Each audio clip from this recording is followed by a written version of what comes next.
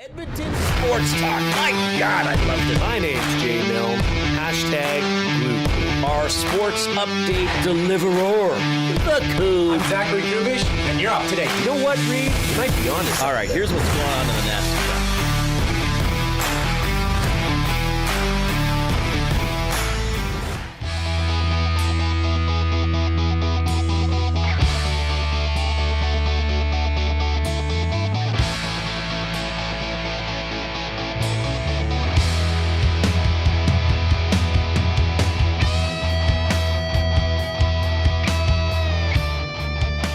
All right, I hope you're staying relatively dry, everybody. More rain this afternoon.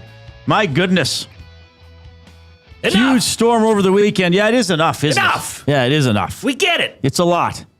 It's a lot. We're good. We Soaked down in my gunch. gotta change them. You gotta change them. That's all you can do. This is getting a little bit It was ridiculous. raining quite hard earlier this afternoon. Yeah, that was actually scary Saturday night. I didn't realize how bad it was till I left the Nasty Bash in St. Albert. I knew there was a storm rolling in, and then I got a text from my buddy. Zip came to the Nasty Bash. He drove home, and he was like, interesting drive home. It's a pretty big puddles. And then I got some text from my mom and dad, like a tree. I got pictures. I took pictures yesterday. Like a tree was felled in front of their place, like an old tree. Like a tree that had been there a while. So, yeah. It had enough, too. I was like, it was scary for the people at Commonwealth Stadium. I mean, there's a whole bunch of people. You're trying to get out of there. So, but you guys went on Friday to the big concert. What are your quick reviews? I know it's been talked about a lot, but I want to hear from you guys. I was very pleasantly surprised. Jelly Roll was fantastic. Carter Faith, her short set was really strong. But Jelly Roll played the hits. Played a couple covers that got the place rocking. Like what covers? He played a Green Day song. Rock and roll. I'm going to look at his set list. I can't remember. Can't remember exactly what he did, but it was like, oh yeah, I know that one. Today's music ain't got the same soul. Yeah. Old time rock and roll. Yeah, I believe he did yeah. that. Jelly Roll at Commonwealth Stadium. And then Post Malone came Oh, out, that's the wrong night. and the first, I'd say half of the show was a lot of probably newer stuff or less popular of his hits. Slower stuff too. Yeah. Like he knocked out all the emotional kind of slower songs right away. But I think from Rockstar To the end. on, it was just a Lights out. energetic. Yeah. It was intense. I loved it. I thought it was really good. His pyro, it is called the Big Ass Stadium Tour for good reason. Like the pyro and fire and fireworks, it was just incredible. Okay, now I got a beef. What's up, dog? Okay, so there's setlist.fm has set lists for everything. Okay. So it doesn't have the Edmonton shows yet, but it has Jelly Roll's show from July 21st, last week. It says he did a Brandon Lake cover. Says he did a Shabuzi cover. Says he did an Alex Warren cover. It says he did a Avasil cover. Says he did a Green Day cover. Says he did a Jesse Murph cover. Says he did a John Denver cover. And it says he did the Old Time Rock and Roll, Bob Seger and the Silver Bullet Band cover. Yeah. He did 9 covers out of 15 songs. That's a lot of covers. That is a lot of Like, covers. where's your own material, baby? Well, that's because his own material probably amounts to 6 songs worth, Reid. That's Like, he's got hits, and then that's so it. here he did. I don't know any of Hands his Up, other stuff. A drum solo, and underneath it says "Go Pork Chop, Go, Pork Chop, Go." Yeah. Son of a Sinner is his. Yeah. Then a bunch of covers. Then I Am Not Okay, Need a Favor, and Save Me. That's right. Those are the hits. How do you even be the second billing on a tour of this size and only have 5 of your own songs you're going to perform publicly? That's a fantastic question. I think it's because those 5 songs are mega hits. He's got big hits. Okay. But that doesn't have much depth. But he does have range. I mean, I love covers. You hit me with a cover, I'm down. Okay, I guess. If I'm going to see that band, I want to see that band. Now Leopard's covered, they do Rock On by David Essex sometimes. They did Personal Jesus, a Depeche Mode song. They've done those live. Right. But that's what they're doing. Yeah, I like Jelly Roll. I really like Post Malone. He's a great entertainer. Right. I like concerts where there's a big screen. So there were 2. So you could, Good. you could see what was happening.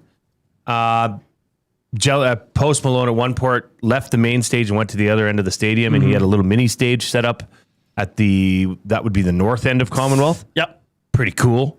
It was very flashy. Yeah, I thought it was awesome. Ben, like you must have been in your glory. This was my favorite concert I've ever been to. Right. This is I mean, to me, like Post Malone was like my guy in high school. He was the go-to. Like his older albums was my stuff. And he played all those songs I was looking for him to hit. He played some of the country stuff, which I appreciated. Like I honestly like. And the 3 buddies that I brought with me, I wouldn't say they're like diehard Post Malone fans. Like they grew up with me kind of listening to him, but not like they weren't anything crazy. They had to listen to the songs before the concert to kind of get a feel for it again. And all of us afterwards, like, what a show. All right. Awesome. So according to the Setlist website for Friday, Post Malone did 1 cover. He did a Morgan Wallen song, which to me is odd that he would do a cover of a contemporary artist. Which song was it? I Ain't Coming Back. It says that's a Morgan. No, this may not be accurate. Oh. This is people up this. It does not say that he did Pour Me a Drink. I swear he did. I didn't think he did. Okay. Like the last 6, 7 songs of that set list, though, Reid, bangers. Starting with what? Circles? Rockstar. Circles is pretty good. Dead at the Honky Tonk. Yeah. I Had Some Help. Sunflower. And then Congratulations. And it says Stage B suspended in air. That's right. Oh, wow. Okay. He was. The whole thing raised. I mean, I like Sunflower was so good. And he went on and on and on, and he was like signing autographs for fans around the stadium, and they just kept playing it. Yeah. Oh, it's so good. Yeah. It was my daughter's favorite song, so she was in heaven. Yeah. My kids loved it. They were concerned about how much beer he drank. Oh, on stage? On stage. I'm sure he can handle Reid, it. he smoked and drank the entire show. Now, maybe it's non-alcoholic beer. It was not. No, Bud Light, blue cans. Blue cans. Clearly see. He drank one out of a hat. Yep. He was wearing an Elks jersey, though. That's pretty cool. Oh, yeah, I saw that. Yeah. And he With had an Oilers like, necklace? An Oilers necklace. Yeah, they know how to pander. Saw Austin Mack and Cody Fajardo and Justin Rankin were there. Oh, good. I didn't see them, but I saw a picture afterwards. Yeah, it was a great show. Great. Thank God we went Friday night. Well, no kidding. That looked incredible. The storm blowing through the concourse at Commonwealth, that was terrifying. I there's a point on Sunday I stopped looking at videos. Yeah, it's intense. Scary stuff. So you guys went Friday. Won't say too much about the Nasty Bash, not because there's a shortage of things to talk about. It's just being talked about all day. But it was awesome seeing a lot of our Nasties, a lot of our listeners at the St. Albert Rugby Club. Fergie, great job hosting us there at the Rugby Club. It's awesome to talk to people, find out about their connections to EST, and it's people we see at some of our other majors, but just to catch up with them. I mean, it's a very family atmosphere. So the Nasty Bash was another incredible night. So our next major is the Esties in September. Yes. So that's going to be cool. So we look ahead to that. And of course, your interaction and, get to know your hand. Like I a lot of the Nasties, I still don't know their real names because you put a name tag on at the Nasty Bash and they just put their, right. Like Nugent Hopkins put Nugent Options. Right. I love that though. Yeah, I love that. So if you want to get in touch with us, 780-218-9999 is the River Cree Resort and Casino inbox. Speaking of great shows, great entertainment, go to rivercreeresort.com. Put the mouse on entertainment, click upcoming shows, Collective Soul. Oh my God, that's tomorrow. Check if there's still tickets for that. Street Heart and Lee Aaron coming up on Thursday. They're booked into July. They got some September shows listed already. Yeah. So check all that out, rivercreeresort.com, 780-218-9999. You can email Reid at edmontonsportstalk.com, Jay at edmontonsportstalk.com. And if you're on YouTube, go in the Nasties. You can post in the Nasty chat with us, chat with your fellow listeners as well. And while you're on YouTube, subscribe to EST if you haven't already. And of course, click that thumbs up button. Give the show a like. Click, click, click. Must you click? Please, please click.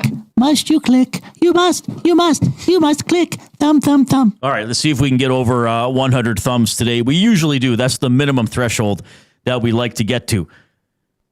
Elks practicing today. We've been talking about what an incredible season they're having. They will host the Roughriders 5 o'clock on Saturday. Play Alberta Field at Commonwealth Stadium.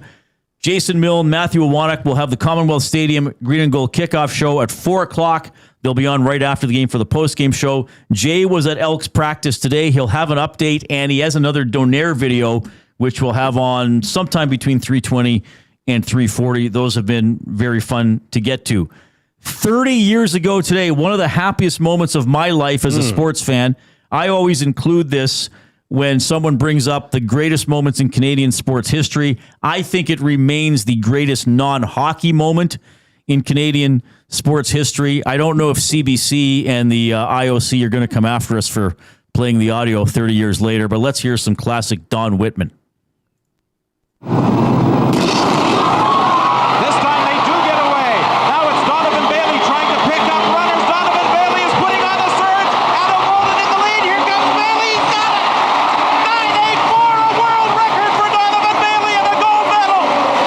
So that was July 27th, 1996 in Atlanta, the Summer Olympics. Bailey wins gold for Canada.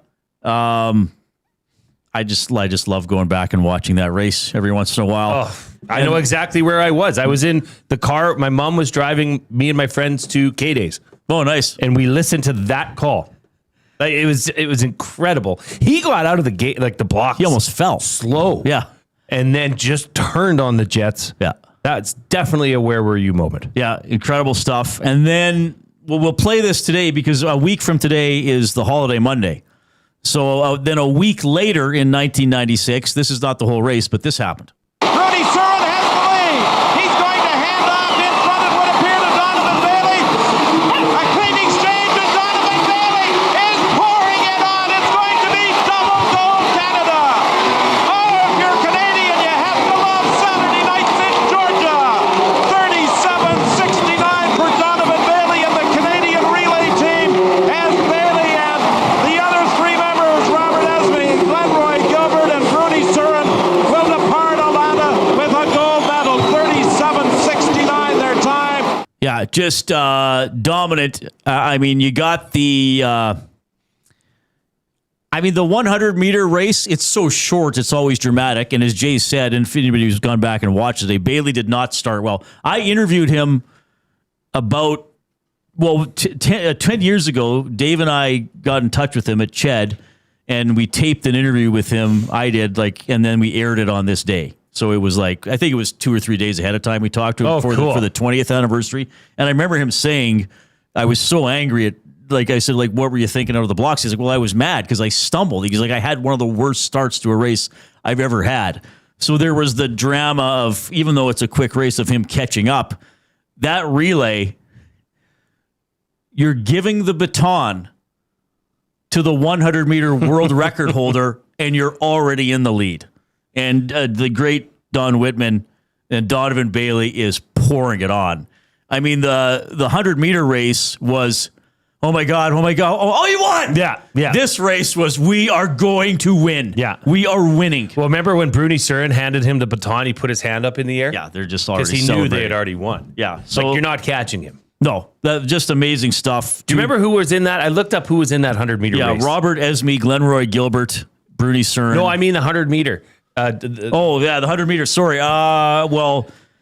Somebody disqualified. Yeah, Linford Christie. Correct. Atto Bolden. Yes, that was the big contender, right? Freddie Fredericks. Freddie Fredericks from Namibia. Was it Dennis Mitchell was the American? Dennis Mitchell and Michael Marsh. Michael Marsh. From the United States. Davidson Ezinwa from Nigeria. Okay. And Michael Green from Jamaica. And that whole sequence, because the rule was I think it was 2 false starts per runner. Because I think Christie false started, then Bolden false started, then Christie. Christie wouldn't leave. No, remember he how would- long it yeah. took? It took like 12 minutes or something. Right. And remember, like he pulled his arms out of those things Yeah. and was walking around with his was really shirt weird. off, basically, and he wouldn't leave. It's like, dude, you're out. Like they're not going to change. their Cameras mind. are on me. Yeah. I'm not going anywhere. And all the other guys had to wait. Yeah, that was surreal. If you haven't the full sequence, if you have 15 or 20 minutes, It is good. Like go back and watch it. I haven't done this in a while, but go back and watch it with the false starts and like you'll be like, you're out. Like, but he's on. preening and walking around the track and all this kind of stuff. So this will tie into our off-topic topic in a couple minutes. This sprint stuff because we're gonna have fun with that like we usually do. Right now, we got to get to the afternoon headlines presented by 100.3 The Bear. Edmonton's best rock. Stream them on iHeart today. This is Chet Palmer with your sports report. The Bluebirds are in the East Basement. Someone call Paul McCartney. This team could use a hit. Hey, did you know my brother-in-law once lived in a yellow submarine and had a craps table? 3 decades since Dash and Donnie grabbed gold in Atlanta. Hey, Jason Milne, is that a 10-second sprint in your pocket, or are you just happy to see me? Sure is pouring lately. Last time I saw this much rain, my buddy Noah disappeared for 40 days. I'm Chet Palmer. Noah. Biblical reference from Chet. Very good. Well, Chet was apparently there. Well, he is old. I like the Paul McCartney tie-in. Does everybody know who Paul McCartney is? Benny, do you know who Paul McCartney is? I recognize that name. Like if I searched it up, I'm sure I'd Like, recognize there's it. no reason He has to Ben. search it though. Yes. No, I know who Paul McCartney is. That's Beatles. Beatles. Thank you. Yeah. And Wings. Yes. And one of their songs was Yellow Submarine. "We all live in a yellow submarine." Wasn't that the lyrics? Yellow submarine. We all live in the Yellow Submarine. It was probably a reference to being high. My A lot of their probably. songs were. My favorite Beatles song is Sgt. Pepper's Lonely Heart Club Band. Right. Love that song. That's a good song. Good riff. What would you go with? Probably "She Loves You" or I want Yesterday? to hold your hand. I Want to Hold Your Hand. Is That's classic. a classic, and it's apparently, hidden meaning. I don't know this. Might be about more than hand holding. Oh, really? Yeah, it might be about having a desire beyond hand holding. Yeah, Really? that's what I've heard. Yeah, This is I Want to Hold Your Hand. just like Lucy in the Sky with Diamonds. Isn't that about drugs? LSD, baby. Right. Yeah, Well, different times, Reid. different times, different strokes for different folks. I'm currently looking up the I Want to Hold Your Hand lyrics. Well, I'm just It says, oh, please, say to me, you'll let me be your man. right. And please, say to me, you'll let me hold your hand. Right, but you'll I let think- me hold your hand. I think I want to hold your hand. And when I touch you, I feel happy inside. Right. It's such a feeling that my love, I can't hide. I can't hide. I can't hide. right. Yeah, you got that something. I think you'll understand. When I say that something, I want to hold your hand. I want to hold your hand. I want to hold your hand. Yeah, I think the guy just wants to I hold her think hand. I think maybe he's expressing. Well, okay. I think this is just a simple Jay, love you're song, very Reid. innocent, very innocent, Jay. What did Jasmine just write? I don't know what that last word is. What's malachi? It's supposed to be malarkey? Is that like a take on a hibachi restaurant? Hey, anybody want malachi tonight? Yeah, I have no clue. She's not very happy that I didn't know the Spice Girls, like the actual names. Oh, the you wouldn't Spice be Girls. expected to know that. No, people are mad What? that I didn't know the Spice Girls names. I don't know the Spice Girls name. I think I can do it. Sporty, Baby, Stinky, Scary, There's one more. Posh, Ginger. Yeah. Ginger. Yeah, That's I do. right. I do know them. Yeah, I don't know. Klima's lid says, "Boy, Jay, you must be a hoot at karaoke night." I think we should do an EST karaoke Now, night. oh my. Well, we should do it for the Christmas party. We should do it for the Christmas karaoke. party. Oh, Do you know that would be a blast? We could live stream it. I don't know. I don't know if What's I'd your want it go-to to. karaoke song, Teddy? well, I have to go non-Drake to keep everyone happy. No, you don't. You can do whatever you want. Oh, if I any Drake song basically I could do, but I wouldn't do that. though. STFU Janice? Yes. Eat me, baby. Call my phone and say you need me, baby. If Trev's listening, he'd be singing this right now through his TV. No, I did one.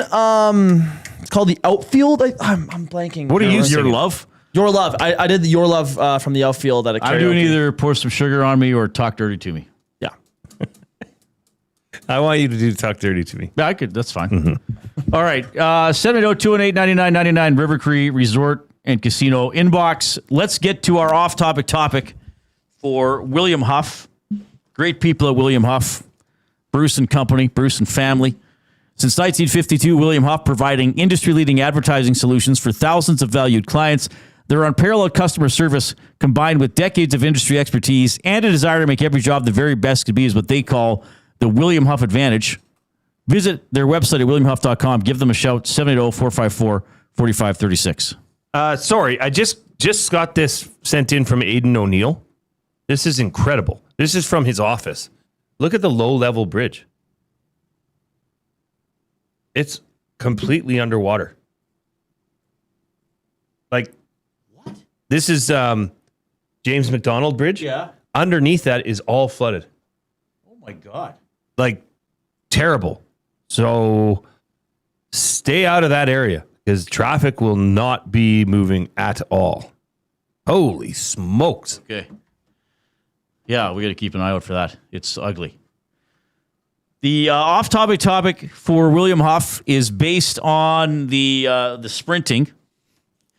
Give us your Edmonton Sports Talk 4x100 relay team. We want the alternate and then the four runners in order.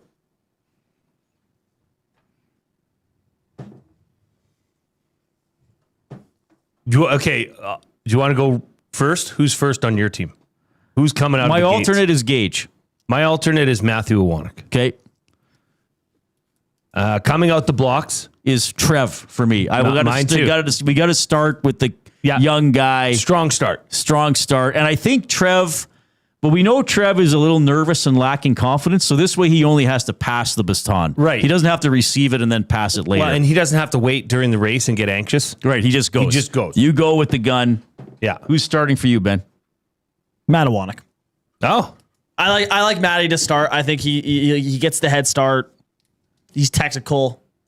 I like it. I've never seen Matt in a stride. So Me too. But I do actually like Reid's point though, how like Trev would get nervous to receive. So maybe I do switch that up, but I do have Matawanek down as I got YouTube Trev first as well. Yeah. I think you got to try get one of your top runners to set the bar, set the tempo, the pace, right. and then he'd be handing it off to me.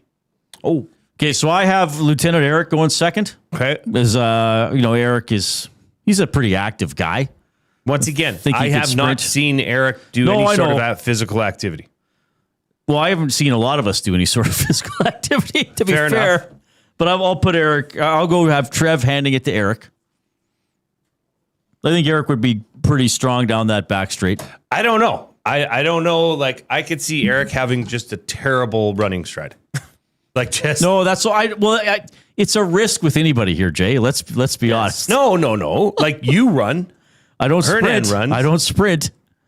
I guess Eric would be like the swift, probably take big long strides and stretch it out. If my hamstring's healthy, I'm the fastest person here. If it's healthy. So that's why I'd have me second. Okay, I have Third. I have you third. Okay, I have you third. Okay, I have you third because we need somebody steady. You're a good athlete. You're determined. You would understand by that time that it's the race is playing out to the point where the pretenders and the contenders have been separated. Well, and we will be contenders. So you would know, okay, where do I need to be to give the baton to the anchor guy? You'd be good because you have to take it, run the curve, and then hand it off. You'd be good technically with both those things. So I have you third. I have you third. I'm flattered. I don't think I should be anywhere near the Well, team. you're a runner. I've seen your stride. You can run. I do think it's just a funny visual. Just having Reid, running around the cornered part of the track. I don't know. You'd be the most steady Eddie guy I can think of to go in the 3 spot.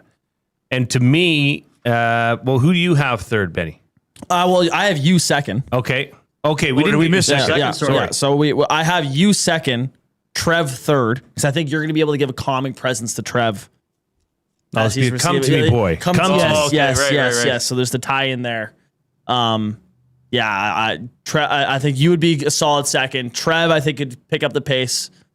And I don't know if you guys want to go first on who's last for you guys, but I have Hernan yeah, taking it down the home stretch. That's a good pick, too. I do too.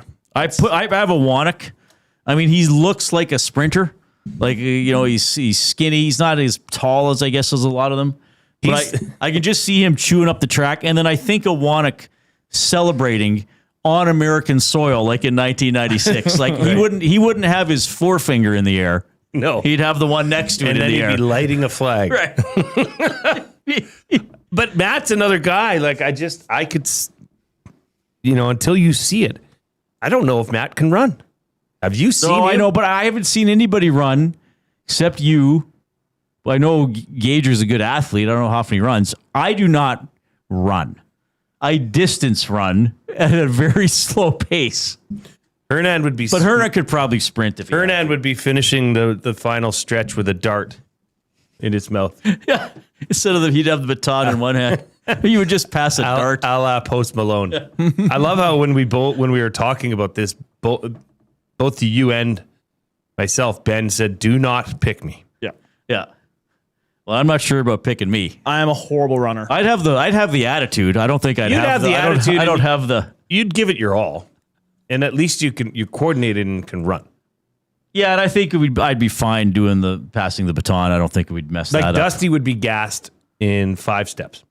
What if we were passing chicken tenders? Well, chicken tender shaped and then like a he'd baton. dip it in the next. Yeah. Yeah.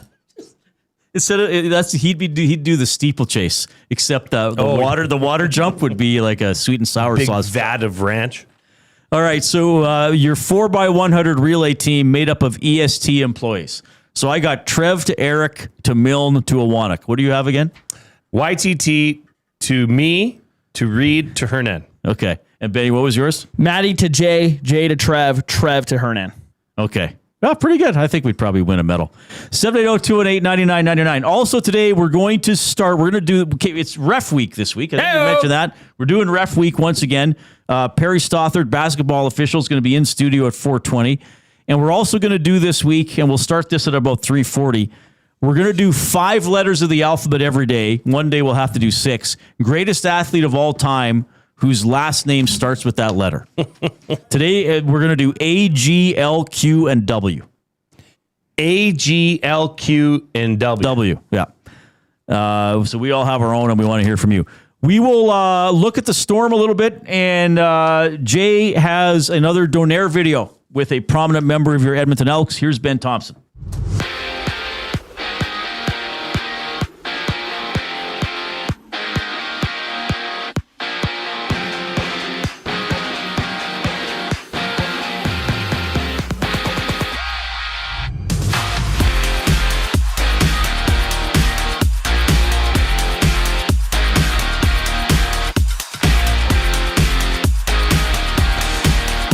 Have added 22-year-old American national offensive lineman Arvin Hosseini to the practice roster fresh off his cut from the Ticats this past Friday. In other news, the Green and Gold have released linebacker Jaden Pearson.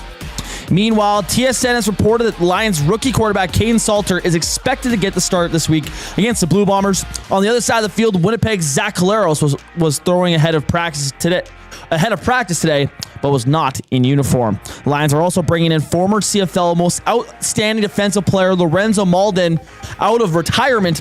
The 33-year-old defensive lineman has played for the Stamps, Ticats, and Red Blacks in his career. BC visits Winnipeg to start Week 9 on Thursday. Also, according to TSN, Argos starter Chad Kelly is not expected to miss any time with a neck injury, which forced him to leave Saturday's game against the Lions. Kelly, however, is still undergoing tests. Toronto isn't back in action until Week 10 against Calgary. To baseball, Blue Jays pitcher Max Scherzer is off the injured list, taking the mound in today's opener against the Nationals on his 42nd birthday. First pitch is just before 5 o'clock with 11 other games scheduled. And to end the night, it's the Yankees playing the White Sox while the Brewers and Giants close things out for tonight's slate. The sports update is brought to you by Paramount Flooring. Edmonton is expecting some changes this offseason. I'm talking about your flooring. Paramount Flooring brings over 30 years of trusted service and expert installation. Visit their showroom, open 7 days a week, or online at paramountflooring.ca. The Reid Wilkins Show continues on the other side of the break. I'm Ben Thompson. You're up to date. Two guys and a goalie. Greatest Blackhawk of all time. I've got Stan Mikita, because I know a lot of people say Jonathan Taves, Duncan Keith, Bobby Hull, Glenn Hall, but is Patty Kane, is he the greatest Blackhawk of all time? I'm trying to think of who we did with the Mount Rushmore things. It's hard to argue that he wasn't. I mean, he played with such great players. You just mentioned the two that I would put up there. Two guys and a goalie, presented by GS Construction. Tuesday and Thursday afternoons at noon, only on Edmonton Sports Talk, your clear choice for Edmonton sports. We have what you're looking for. GD Liquidators is Edmonton's one-stop shop for new and used warehouse, office, and industrial items since 1987. You'll find what you want when you want it. Give us a call, visit us in-store, or check out the monthly auctions at gdliquidators.com. 100% Canadian-owned and operated. We have what you are looking for. GD Liquidators. River Cree Resort and Casino and CFCW present All Shook Up, an afternoon tribute with the King, featuring 3 of the world's best Elvis tribute artists. August 16th in the venue. Tickets at rivercreeresort.com. River Cree Resort and Casino. Excitement. Bet on it.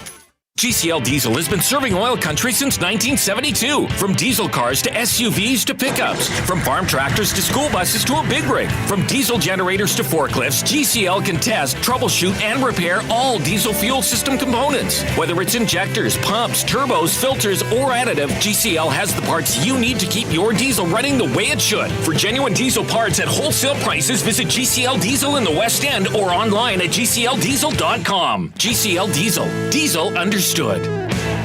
The Canadian Brewhouse has a happy hour for any scenario. You finished work early? Happy hour. You finished work because you accidentally hit reply all to the entire company? Big happy hour. Your boss said, great job. Happy hour. Your boss said, per my last email. Ugh, emergency happy hour. You finally closed the big deal. Happy hour. With a huge selection of ice cold drinks and great food, the Canadian Brewhouse has a happy hour for whatever just happened at work. The Canadian Brewhouse. Your day just got happier.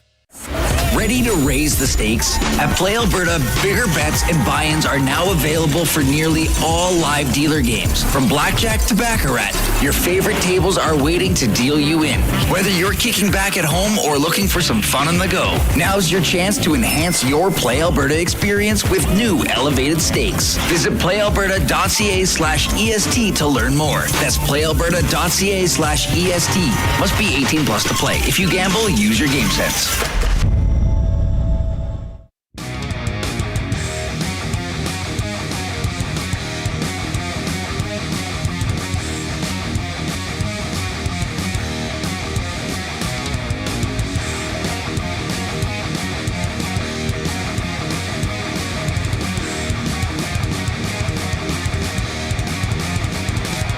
All right. Thanks a lot for joining us this afternoon. Hope you had a great weekend and obviously getting through, well, the storms, but there was a really big one Saturday night is part of the discussion in this part of the world. And we are going to get fired up here for Gemco Fireplaces, proudly serving Edmonton and area for 45 years, the authorized dealer for Napoleon Fireplaces. Whether it's gas or wood burning, look no further than Canadian-made Napoleon Fireplaces.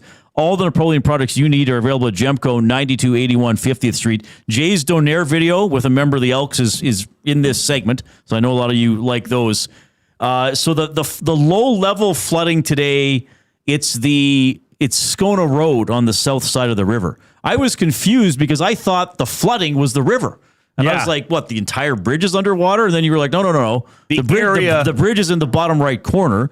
You could technically cross the low-level bridge. Well, it's shut southbound, down. But then you'd have nowhere to go. So that's pretty scary. And it's right up under the James McDonald, pretty close as well. Crazy amount of water. So we'll keep an eye on that. For people who are saying like, hey, aren't you a sports station? We are, but when there's crazy stuff going on in the weather and it could affect people getting around or even being safe, we will at least mention it, right? So we know that that's going on. I know there are a lot of pictures like this. This is my personal thing. If you're on YouTube, You can look at it. If you're on iHeartRadio, TuneIn Radio, we'll describe it. Benny, you can cycle through these like 10 or 15 seconds each. This is a tree that was felled in front of my parents' place. They live in Macaulay. Whoa. And that tree's been there a while. Did you look? I meant to ask, did you look at the rings to count how old it was? No, I didn't. Well, you'll see in the, there's some pictures of the stump. Now, apparently, too, somebody was hacking away at it. Are there 4 there, Ben? But this is from the wind. This was not a lightning strike. This got bent over and torn apart by the wind. That's how windy it was. And obviously they live quite close to Commonwealth Stadium. I mean, this is scary. That blue truck that's there was not there when it fell. It didn't hit a vehicle, though I know from in the Macaulay neighborhood, there was a car, I think, that got crushed. So is that half the tree? Did it split away from? Yeah, it got torn, crazy. There, it's like... Yeah, because the stump that's left still goes probably 8 feet in the air, but part of it, but some of it got torn right out of the ground. So I was down at Commonwealth today for practice. It looks like a war zone. Yeah. Seriously. Oh, yeah, there are branches everywhere. Branches, power poles, and even the parking lot's covered in mud. Yeah. No, I realize people saying it was rotten. Yeah, it was an older tree, but still, it got, it's still a large tree to fall like that. I think. I don't know. Maybe I don't know enough about trees falling in the wind. But no, I mean, okay, those trees have been around for what? That tree's got to be 100 years old. Well, probably. Right? Yeah. So, yeah, I understand that all of those will eventually come down, but it still reminds you of the power of these storms that come through. Yeah. I mean, I sent you a picture late last week. I got up after that storm, and my daughter and I filled our trailer full of twigs. Well, I didn't see that. Yeah, I text it's a huge pile of twigs. Yeah.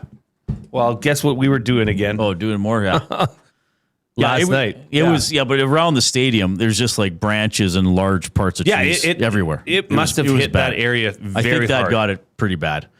So anyway, I know a lot of you have your own pictures or experiences or a little bit of flooding. Hopefully nothing too bad. All right. Yeah. So I mentioned I was down at Commonwealth today, took in the Elks practice, but I also, we had Vincent Blanchard on our show Friday, the day after he kicked the game-winning walk-off field goal, 57-yarder, and we talked to him at that point about donairs. He's said he never had one. Would you like to try? Yes. So lots of thanks to Mike Arcuri, Communications from the Elks. He put this together and allowed me to bring you Elks Do Donairs Part 3. Let you chew, I'll let you bite. Pretty good. What do you get a kicker who walks off a game with a 57-yard field goal? Well, of course, you get Vincent Blanchard, a donair. I wanted to make sure the donair was fresh and hot for Vincent Blanchard, so I went to a place right by Commonwealth Stadium, the Donair and Poutine House. There he is, Vinny. How you doing, buddy? Pretty good. Thank you. Okay, so you've never had a donair? No, first time. Okay, so you're born just outside of Quebec City, but I think they're like Edmonton things and or East Coast things. Yeah. So are you excited to try a donair? Yes, I'm very excited to try this. Well, as long as you keep kicking 57-yard game-winning field goals, the donairs will keep coming, okay? Perfect. Thank you. All right, so I'll tell you about donairs. They're a bit messy. Got to get a look at the golden boot there. They're a bit messy. So you're going to want to use the napkins for sure. Getting rained on here. Yeah. So I don't know which end you're going to open it from. Choose your end. There you go. Open that bad boy up. So a donair is like shaved meat. Okay, yeah. And then they put it on a pita, and you got the cheese, and the sweet sauce is getting all over the place. That's okay. Okay. That's the good stuff. It's messy, I said. Okay, so you big bite, and then you got to get the backside, so you don't get that in your mouth. You don't. Yeah, you're right. Yeah, right there. Yeah. There you go. And then 1 through 10. Okay. Vincent Blanchard's first donair.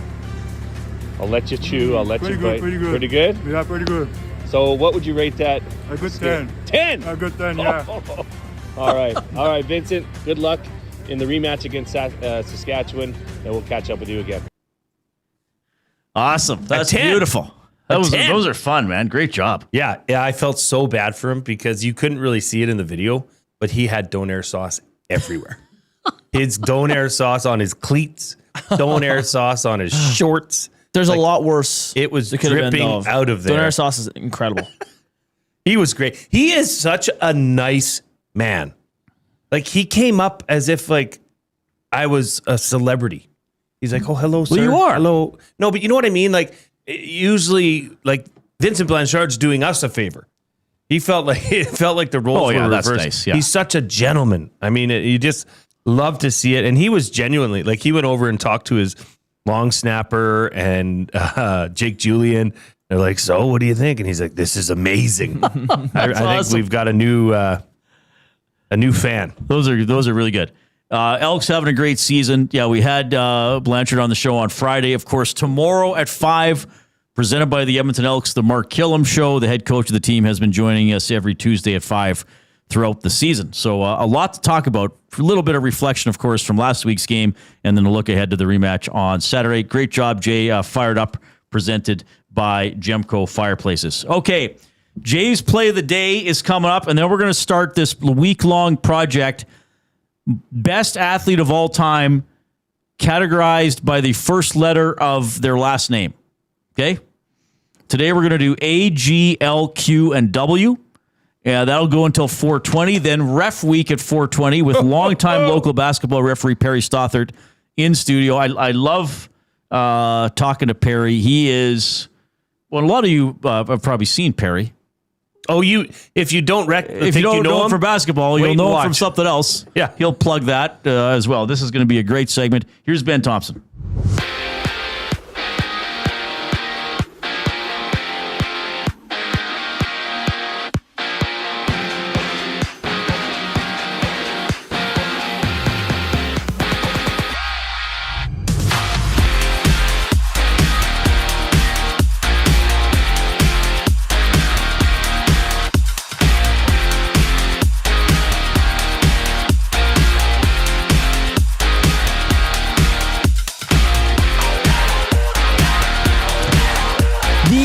Elks have added 22-year-old American offensive lineman Arvin Hosseini to the practice roster after he was released by Hamilton Tiger Cats on Friday. The Green and Gold also announced they've released linebacker Jaden Pearson. Around the CFL, TSN reports BC Lions rookie quarterback Caden Salter is expected to make his first career start Thursday against the Blue Bombers. In Winnipeg, veteran quarterback Zach Collaros was throwing before practice, but was not in uniform. Meanwhile, the Lions are bringing former CFL most outstanding defensive player Lorenzo Malden out of retirement. The 33-year-old defensive lineman has previously suited up for Calgary, Hamilton, and Ottawa. BC visits Winnipeg to kick off Week 9 on Thursday.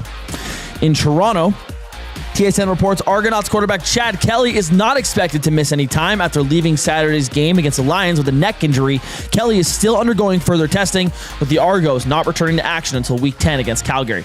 To Major League Baseball, the Blue Jays veteran Max Scherzer has been activated from the injured list and will make the start in tonight's series opener against the Washington Nationals on his 42nd birthday. First pitch is set for just before 5 p.m. Later tonight, the Yankees take on the White Sox while the Brewers and Giants wrap up the evening's MLB slate. The sports update is brought to you by Windsor Plywood the Duke, locally owned and operated, serving the Duke and surrounding area for over 30 years. Windsor Plywood has doors, flooring, baseboards, and of course plywood. Go see the knowledgeable staff at Windsor Plywood the Duke. More of the Reid Wilkins Show on the other side of the break. I'm Ben Thompson. You're up to date. The Oil Stream. In the West, would you say are undoubtedly better than the Edmonton Oilers? I don't even know if I like my number, but what's your number? 3. Okay, I had 3 as well. Okay. Are they all? They're all in their division. Okay. Yeah, so it's okay. So maybe it's not a great question. I think, can we undoubtedly say that those teams are better? No. I mean, the Oilers before this past season beat the Stars in the conference final. The Oil Stream, presented by Boston Pizza. Monday, Wednesday, and Friday afternoons at noon. Only on Edmonton Sports Talk. Your clear choice for Edmonton sports. I know I've been crowding you lately. I want to give you your space. Who are you talking to? Our basement. Need extra space at home? Get it back with Sentinel Storage. Try 4 weeks free. Details at sentinelstorage.ca. At Firehouse Subs, our subs are freshly toasted, stacked high, and crafted to satisfy. Each sub is piled high with premium meats, melty cheese, and toasted to perfection. Firehouse Subs brings bold flavor to every bite, all served on a freshly toasted roll. But we're not just feeding Edmonton, we're fueling it. Dig into the brisket hat trick, piled with slow-smoked brisket and melty cheese. Or go to the Firehouse Subs fan favorite, the Hook and Ladder. Made to order with smoked turkey, honey ham, and Monterey Jack cheese on a perfectly toasted roll. With 15 Firehouse Sub locations across Edmonton and the greater area, it's easy to grab a hot and hearty sub close to home. Firehouse Subs. Hot, hearty, made to satisfy. River Cree Resort and Casino and CFCW present All Shook Up, an afternoon tribute with the King, featuring 3 of the world's best Elvis tribute artists. August 16th in the venue. Tickets at rivercreeresort.com. River Cree Resort and Casino. Excitement. Bet on it. Somewhere, someone is sitting on a patio that is literally part of the parking lot. They're hot, uncomfortable, and bored. Do not be that person. The Canadian Brewhouse has a rooftop, real turf, misters, fire tables, patio games, big screens, and 0 reason to be bored. This summer, your standards are higher than a parking lot, and you know it. The Canadian Brewhouse, Canada's best patios. Looking for flooring? Paramount Flooring has it all. Sales, service, and expert installation with options for every style and budget. Open 7 days a week. We've got you covered. Quick delivery and in-stock deals. Plus, EST listeners get 10% off. Visit ParamountFlooring.ca today.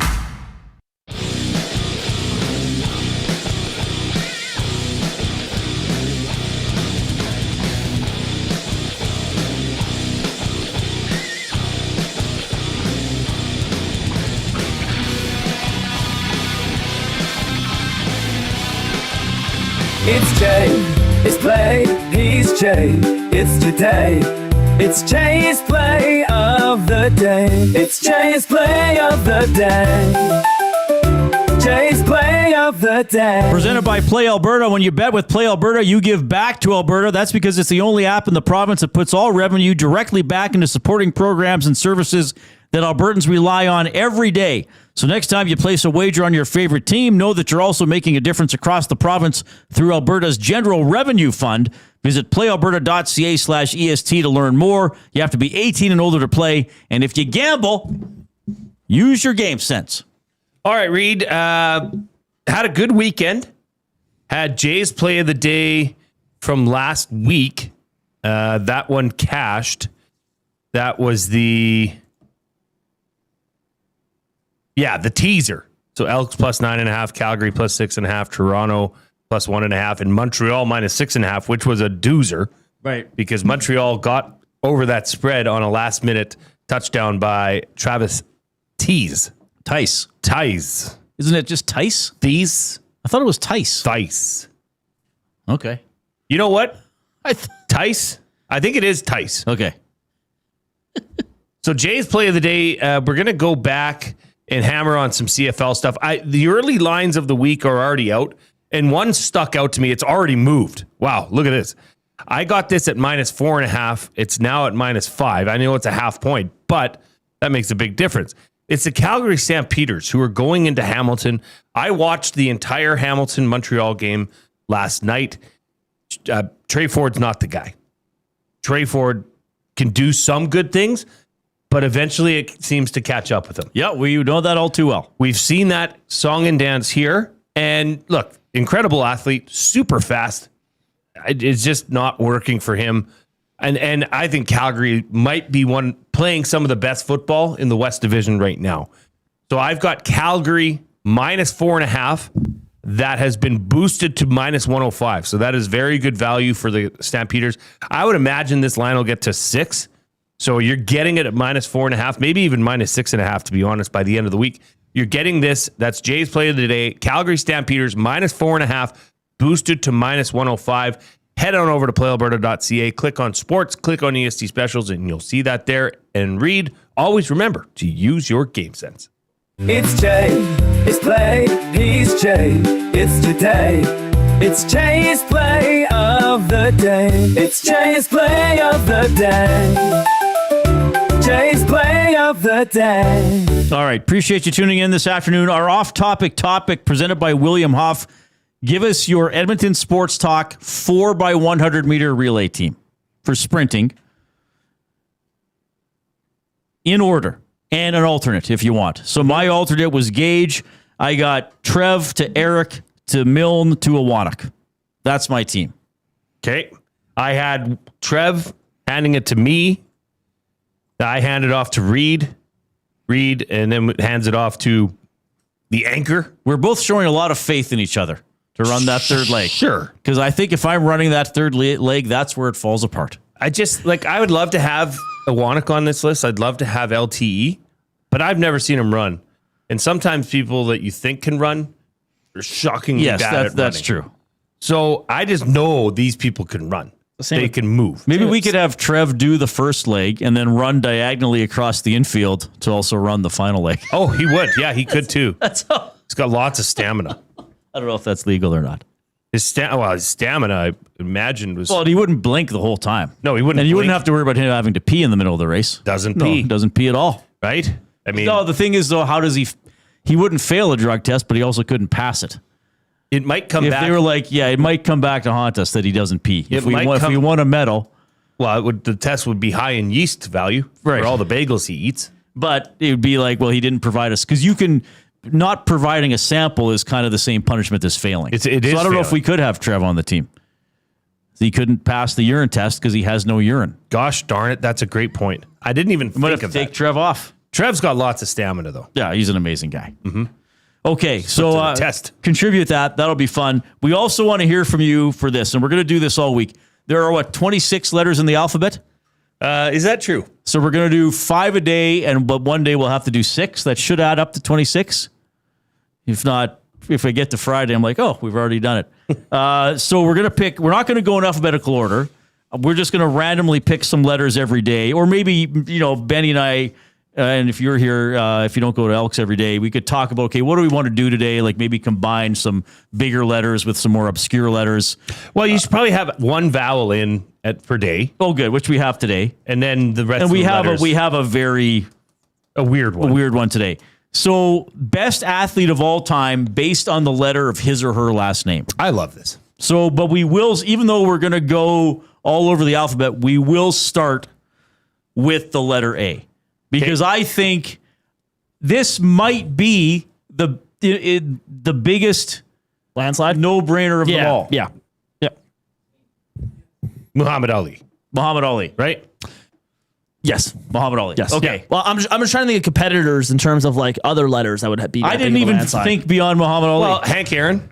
Hank Aaron would be up there. Yeah. Bonus points if the first name starts with an A as well. Maybe we could like Andre Agassi. Andre Agassi. We could do that someday too. Gets double points Someday. Andre Agassi. Best double. Yeah. Still wouldn't match Ali. No, like Ali, obviously a great career, and I guess you can't ignore the social significance. Mm-hmm. And okay, we're not going to trick people and then also put him under C's for Cassius Clay. Yeah. Muhammad Ali was the majority of his boxing career. Kareem Abdul-Jabbar, I think, would be up there. Yep, for sure. Another guy who changed his name because he was Lou Alcindor. Well, I guess he could qualify under that one as well. Hank Aaron would be up there. Agassi, Arthur Ashe, social significance there as well. Yeah, that's a great one. Anta Kanupko for a modern guy, but I don't think any of these people are as transcendent as Ali. Ali might be the most transcendent in all of the alphabet. Yeah.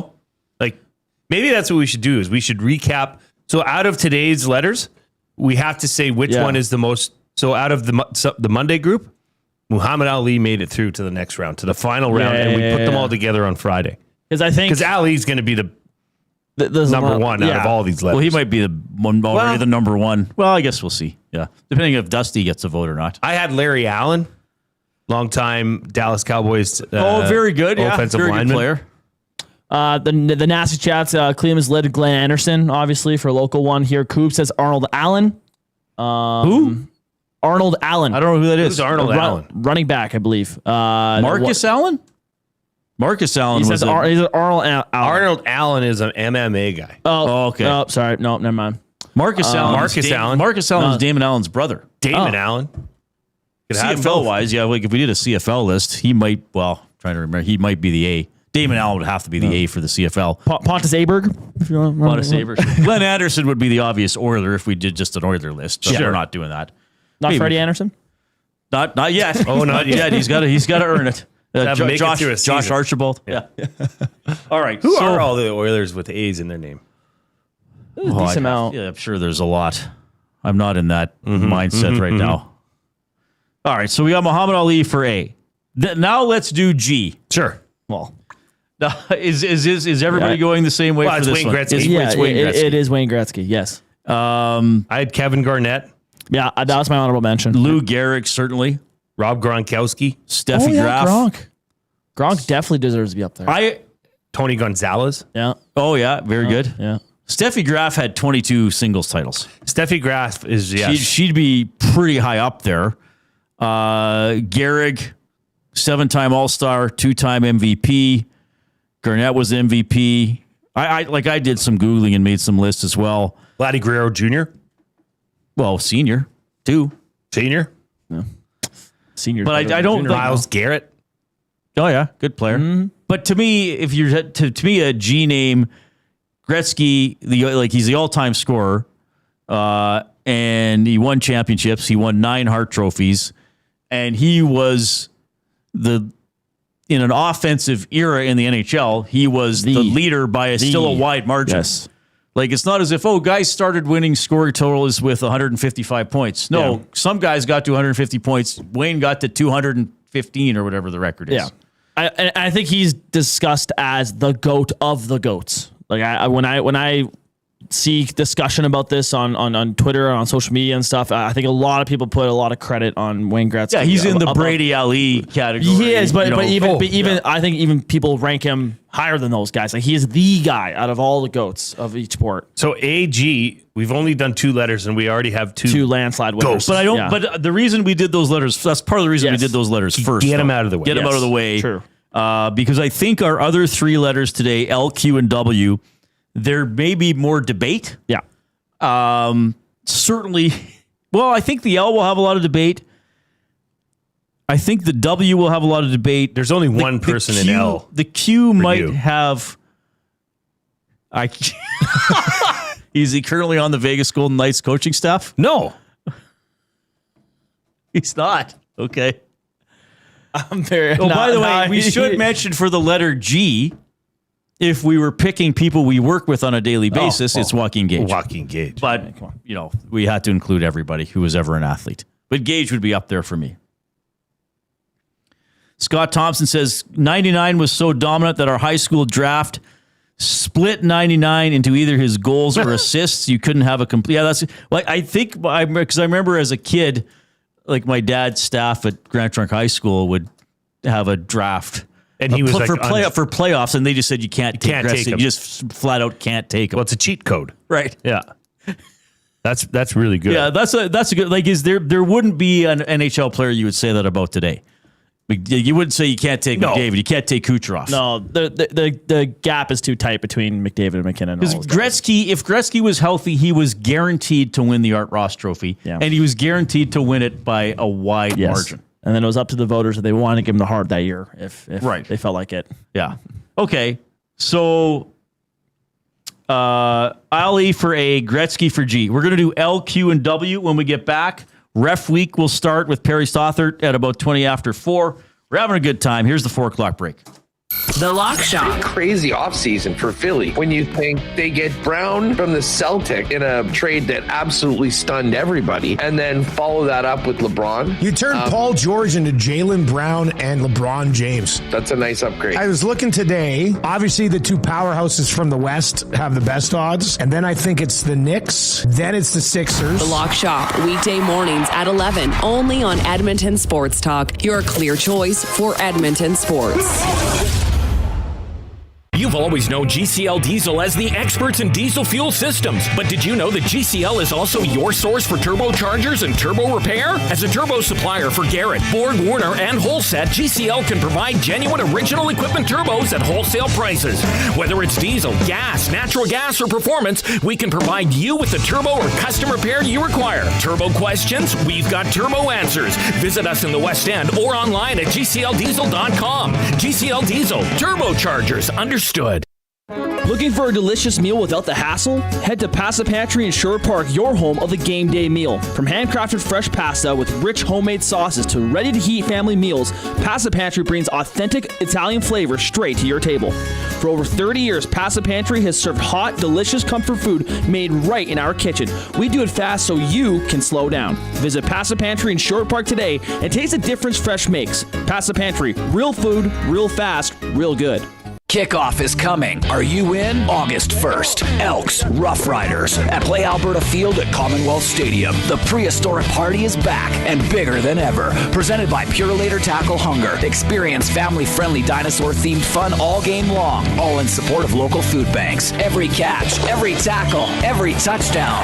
The best way to experience it is being there when it happens. Edmonton Elks. Our city, our year. Get your tickets now at goelks.com/tickets. Time for a new career in 2026? Or maybe your kid is still pondering their path. Good news! Weiss Johnson is hiring. It's Dennis, and not only are we hiring for heating and air conditioning, we're also looking for experienced plumbers and gas fitters. With the growth in residential development, there's no shortage of opportunities at Weiss Johnson. Choose your path with us. Learn from one of the industry leaders, and we will grow together. Receive great benefits and school reimbursement as well. Visit weiss-johnson.com today. You've heard the name, but what does it mean? For over 66 years, William Huff Advertising has supplied signage from screen printing to digital to LED with design, production, and install in-house. It's a one-stop shop for all your signage needs. Edmonton owned and operated, William Huff has been trusted by the biggest companies and teams in the City of Champions and many others across the country to do the job. If you're looking for a way to get the word out about your company or event, they are the answer. Go to www.williamhuff.com. Their results speak for themselves.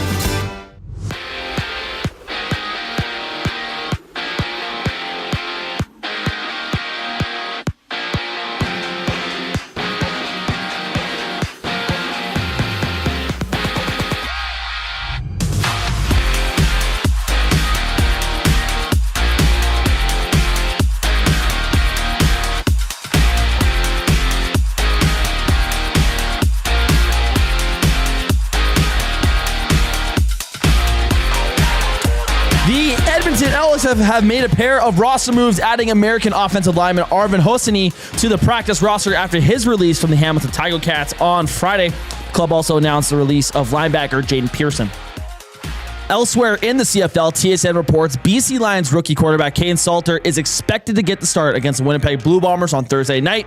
On the Winnipeg side, veteran quarterback Zach Collaros was seen throwing before practice, but did not participate in uniform. The Lions have also brought in former CFL Most Outstanding Defensive Player Lorenzo Malden out of retirement. The 33-year-old defensive lineman previously spent time with the Stampeders, Tiger Cats, and Red Blacks. BC and Winnipeg kick off Week 9 on Thursday. In Toronto, Argonauts quarterback Chad Kelly is not expected to miss any time after exiting Saturday's game against BC with a neck injury. According to TSN, Kelly continues to undergo testing while the Argos won't return to action until Week 10 against Calgary. To the Diamond, the Blue Jays starter Max Scherzer has been activated from the injured list and gets the nod against the Washington Nationals tonight on his 42nd birthday. First pitch is scheduled for just before 5 o'clock. And later this evening, the Yankees host the White Sox while the Brewers and Giants cap off tonight's action. The sports update is brought to you by The Ranch. The Ranch Golf Club delivers premier conditions, top-notch service, and unmatched value every round. That's why they're Alberta's top choice for corporate golf events. Visit theranchgolf.com to book a tee time today. Second hour of the Reid Wilkins Show starts right now.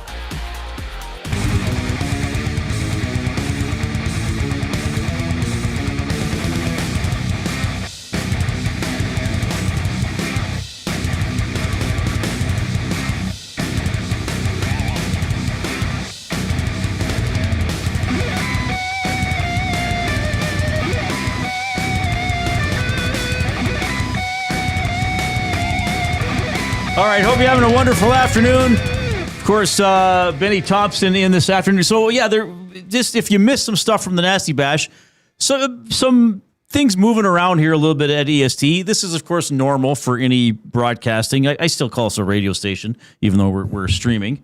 The oil starting after Labor Day, and often in the fall is when these changes take place in the industry. Starting after Labor Day, the oil stream will be 5 days a week. 2 guys and a goalie is being retired. There were some changes with Cass going to work for the Oilers a few months ago. But Gager's still going to be on the noon show, 3 times a week? 3 times a week, yep. And then it'll be Dusty and you and Trev. Yes. And there'll be a little bit of rotation. Yes. And sometimes somebody like me or Hernan or Jay might pop in. So we'll have the oil stream. And then part of the other changes, and this has kind of been going on, you're going to be on the Hangout. Yes. Sort of doing a little more hosting with Matt. Zach's going to do it, so you guys will alternate that, and then the other guy will be on this show. Correct. Which is pretty cool. Yeah. Don't know if they got announced. So yeah, that's there. Oil stream pre and post. Once the Oilers season starts, Hernan will host the home games. I'll continue to do Reid's Read after the home games. I'm still going to go to the rink, be involved in post game, hop on to chat about a little bit, and then I'll host the road games. Wow. Pre and post. So it's going to be fun stuff. We're still going to have incredibly great coverage. Continued great coverage. That's fantastic. Great lineup. Happy to hear that you're involved. Hernan's back involved. And of course, Benny's going to be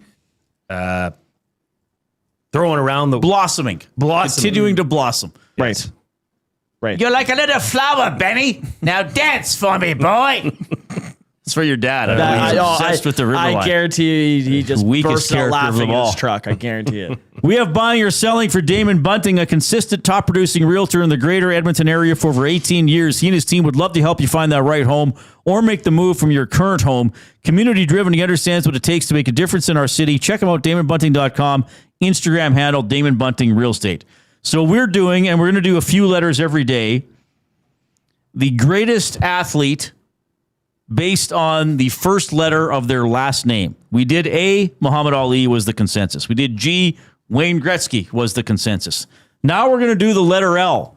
I'm apparently missing somebody obvious because I don't think I have what... I don't know.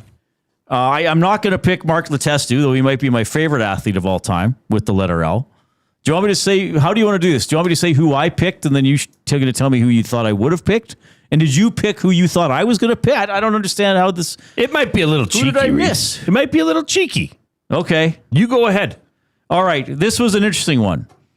Was it? I'm going to go with 11-time Grand Slam tennis champion, and he won the 1962 Grand Slam. I'm going to go with Rod Laver for the letter L. Another tennis player, Yvonne Lendl, would be up there. Certainly Mario Lemieux would be in the conversation. But I'm going to go, the guy who was the premier tennis player of his time. I'm going to go with Rod Laver here. I didn't see that one coming. I didn't either. Have you heard of this person? What? Have you heard of Rod Laver? No. I the only guys that I was able to gather that I recognize and understand, obviously Mario Lemieux. I believe if he was healthy for his entire career, there would be more of a discussion about who was the GOAT in hockey. I think he was really pushing Gretzky for that conversation, but obviously some unfortunate events with him. Honorable mention, Ray Lewis. Well, great honorable mention. I know who Ben. you think I would have. Yeah, I didn't mention one guy who's up there. Yeah, That's my L. That's Ray Lewis. That's your guy? Okay. 2-time Super Bowl champ, Super Bowl MVP, 2-time NFL Defensive Player of the Year, 7-time first team All-Pro. Aside from pretty bad things that apparently happened off the field. Correct. Ray Lewis was a beast of a middle linebacker. A very energetic player on and off the field. I get fired up watching him. Ray Lewis just moves the needle for me. Mario Lemieux, obviously up there. Eric Lindros. Mm-hmm. Oh, yeah. Lidstrom's got to be up there. Yeah. Brian Leach. Ronnie Lott. Brock Lesnar. And one that I'm surprised, Reid. Okay, is it Guy Lafleur? It is not. It's the greatest receiver of all time for the Seattle Seahawks. Oh, Steve Largent. Steve Largent. Well, I was not a Seahawks fan when Largent played. I'm surprised he didn't would even make not your list. He would not be on this list. by any means. All right, surprised. I question your fandom. I question if you really are. I don't base it on fandom. No, all right. I'm questioning. Let me ask you this, though. Now, I realize I'm going a little off the board here with Rod Laver because I didn't see him play. He was a legend of his time. Okay, so you're picking Ray Lewis. Yeah. Mario Lemieux was better at hockey than Ray Lewis was at football. And quite frankly, Guy Lafleur was probably better at hockey than Ray Lewis was at football. Why do you say that? Look at what they accomplished. I mean, I think it's harder to be a standout like Ray Lewis was in football than it is in the NHL. I would give you that Ray Lewis made playing defense as sexy as it ever was.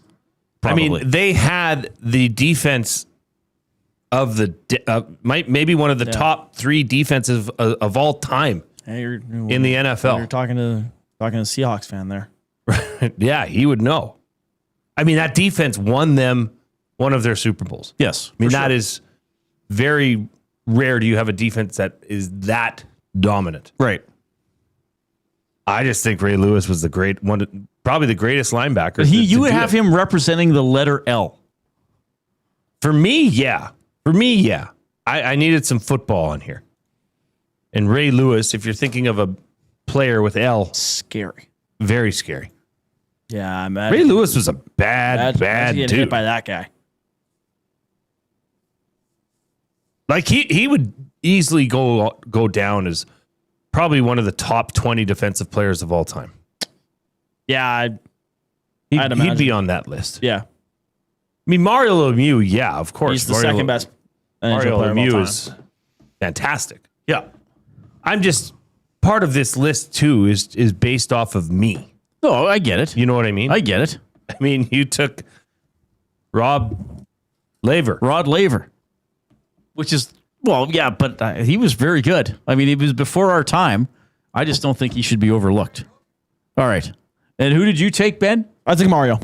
Okay. Which is very justifiable. Okay, so we got a split on the letter L. What are people posting? Lafleur, Joe Louis. That's a good one as well.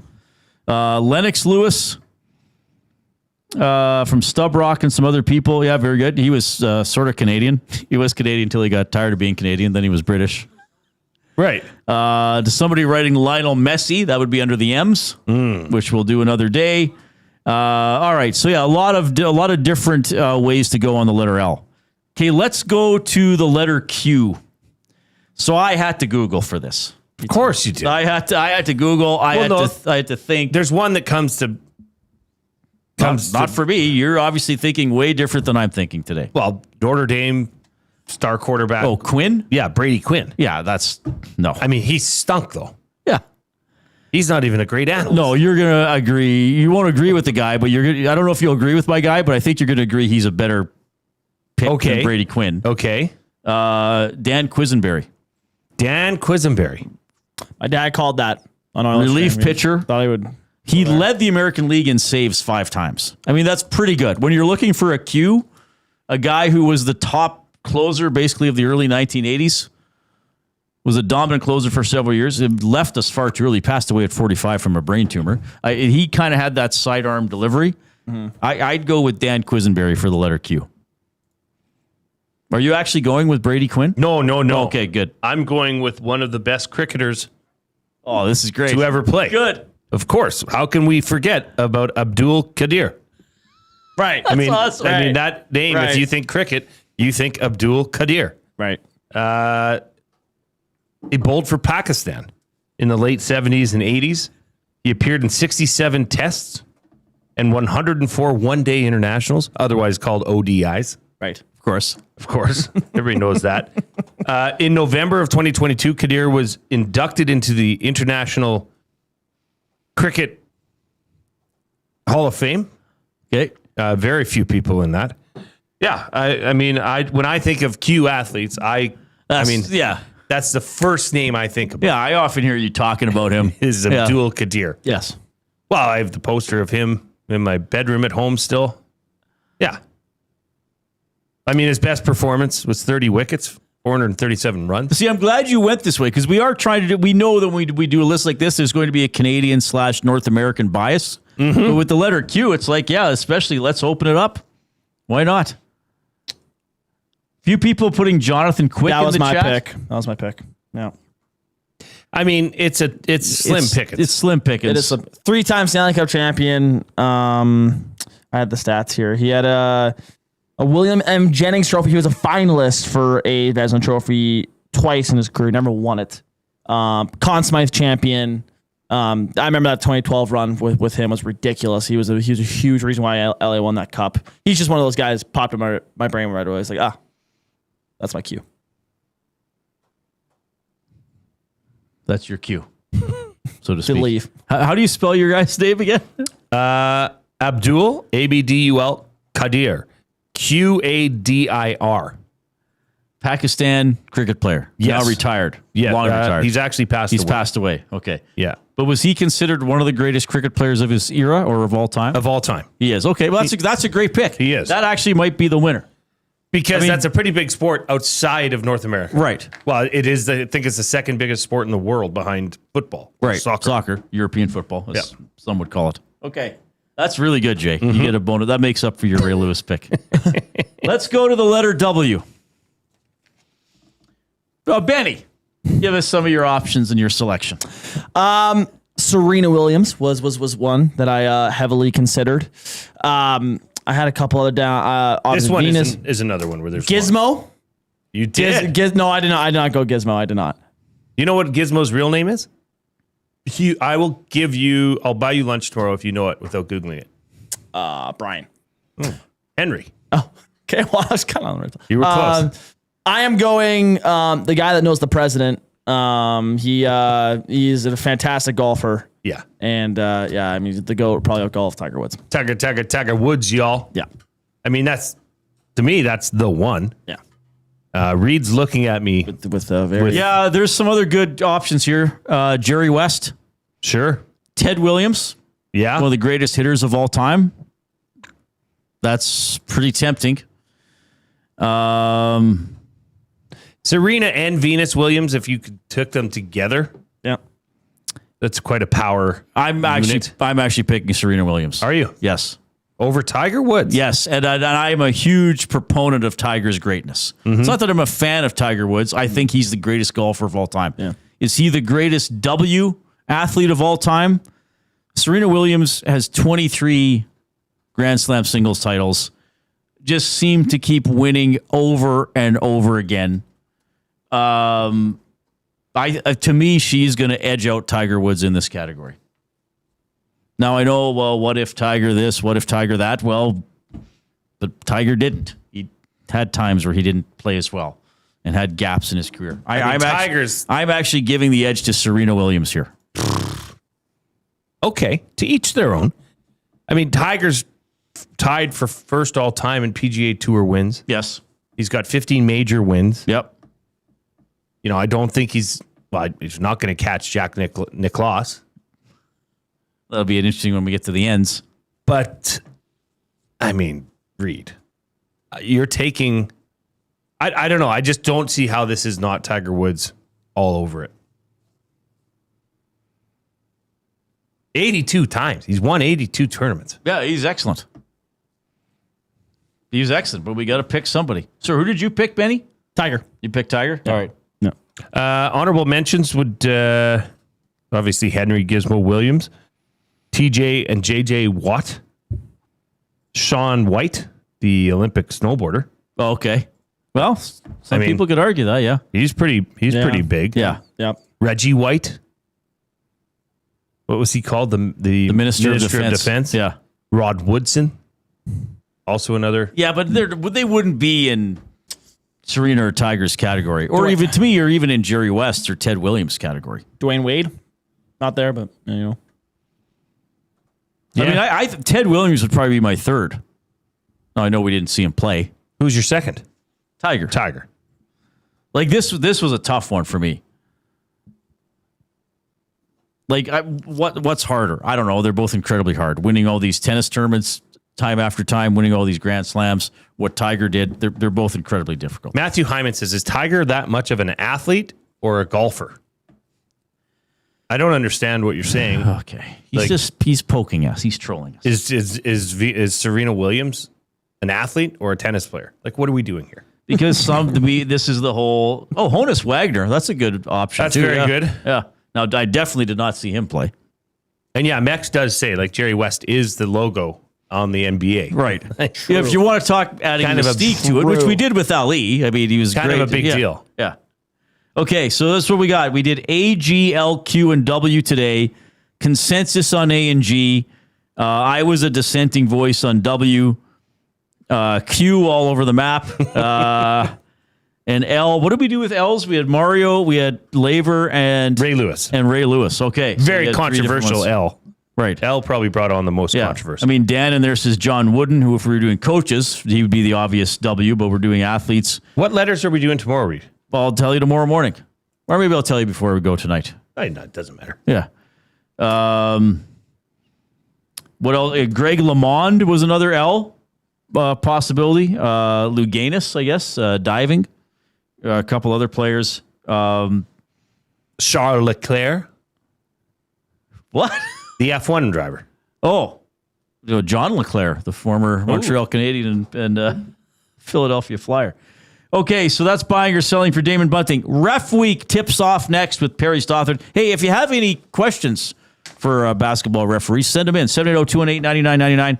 That's how you text the River Cree Resort and Casino inbox. They have the $21.99 prime rib special, 7 days a week, 11:30 in the morning to 11 at night. Except show nights, it's available for dine-in and takeout, rivercreeresort.com. Here's Benny.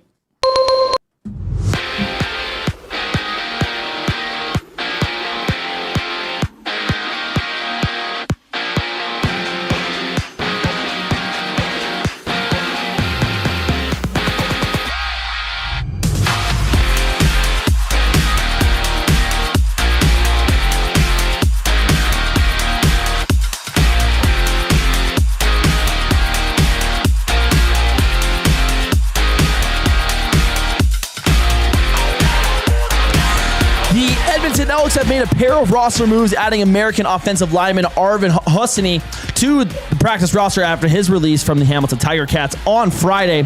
The club also announced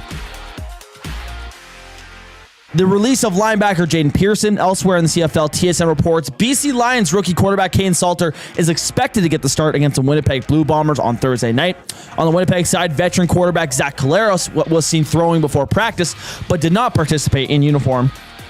The Lions have also brought former CFL most outstanding defensive player Lorenzo Malden out of retirement.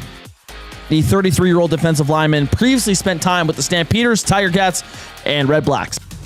BC and Winnipeg kick off Week 9 on Thursday. In Toronto, Argonauts quarterback Chad Kelly is not expected to miss any time after exiting Saturday's game against BC with a neck injury, according to TSN. Kelly continues to undergo testing while the Argos won't return to action until Week 10 against Calgary. To the Diamond, the Blue Jays starter Max Scherzer has been activated from the injured list and gets a nod against the Washington Nationals tonight on his 42nd birthday. First pitch is scheduled for just before 5 o'clock. Later this evening, the Yankees host the White Sox while the Brewers and Giants cap off tonight's action. Ref Week gets going here on the other side of the break. I'm Ben Thompson, and you're up to date. The Nielsen Show with Lieutenant Eric. Marshall Ferguson, CFL on TSN. I mean, heck, guys, I was covering the Philpott Bowl last week. During the pregame introductions, they're like, number 85, Jalen Philpott, and the crowd popped. Like, with my headset on, and I took my headset off, I'm like, oh my God, did they just actually like lose their minds in a pregame introduction? That never happens in the CFL. So, homegrown heroes, to me, the Alouettes have probably got 2 of the top 5 when it comes to Tyson and Davis Alexander right now. It's just the reality. The Nielsen Show with Lieutenant Eric. Weekday mornings, 6 to 9. Only on Edmonton Sports Talk. Your clear choice for Edmonton sports. Ready to raise the stakes? At Play Alberta, bigger bets and buy-ins are now available for nearly all live dealer games. From blackjack to baccarat, your favorite tables are waiting to deal you in. Whether you're kicking back at home or looking for some fun on the go, now's your chance to enhance your Play Alberta experience with new elevated stakes. Visit playalberta.ca/EST to learn more. That's playalberta.ca/EST. Must be 18 plus to play. If you gamble, use your game sense. At Firehouse Subs, our subs are freshly toasted, stacked high, and crafted to satisfy. Each sub is piled high with premium meats, melty cheese, and toasted to perfection. Firehouse Subs brings bold flavor to every bite, all served on a freshly toasted roll. But we're not just feeding Edmonton, we're fueling it. Dig into the brisket hat trick, piled with slow-smoked brisket and melty cheese. Or go to the Firehouse Subs fan favorite, the Hook and Ladder. Made to order with smoked turkey, honey ham, and Monterey Jack cheese on a perfectly toasted roll. With 15 Firehouse Sub locations across Edmonton and the greater area, it's easy to grab a hot and hearty sub close to home. Firehouse Subs. Hot, hearty, made to satisfy. When gambling, set a budget before you play. Stay informed and visit GameSenseAB.ca to learn how. Remember, if you gamble, use your game sense. I know I've been crowding you lately. I want to give you your space. Who are you talking to? Our basement. Need extra space at home? Get it back with Sentinel Storage. Try 4 weeks free. Details at sentinelstorage.ca. Since 1952, William Huff has been the heartbeat of Edmonton's advertising world. From humble beginnings to a citywide powerhouse, we've been the go-to for signage from print to design and installation. Partnering with Edmonton's top sports franchises and major events, we've helped shape the city's global reputation. Our secret? Unmatched customer service, decades of experience, and a passion for excellence we call the William Huff Advantage. Visit us online at williamhuff.com.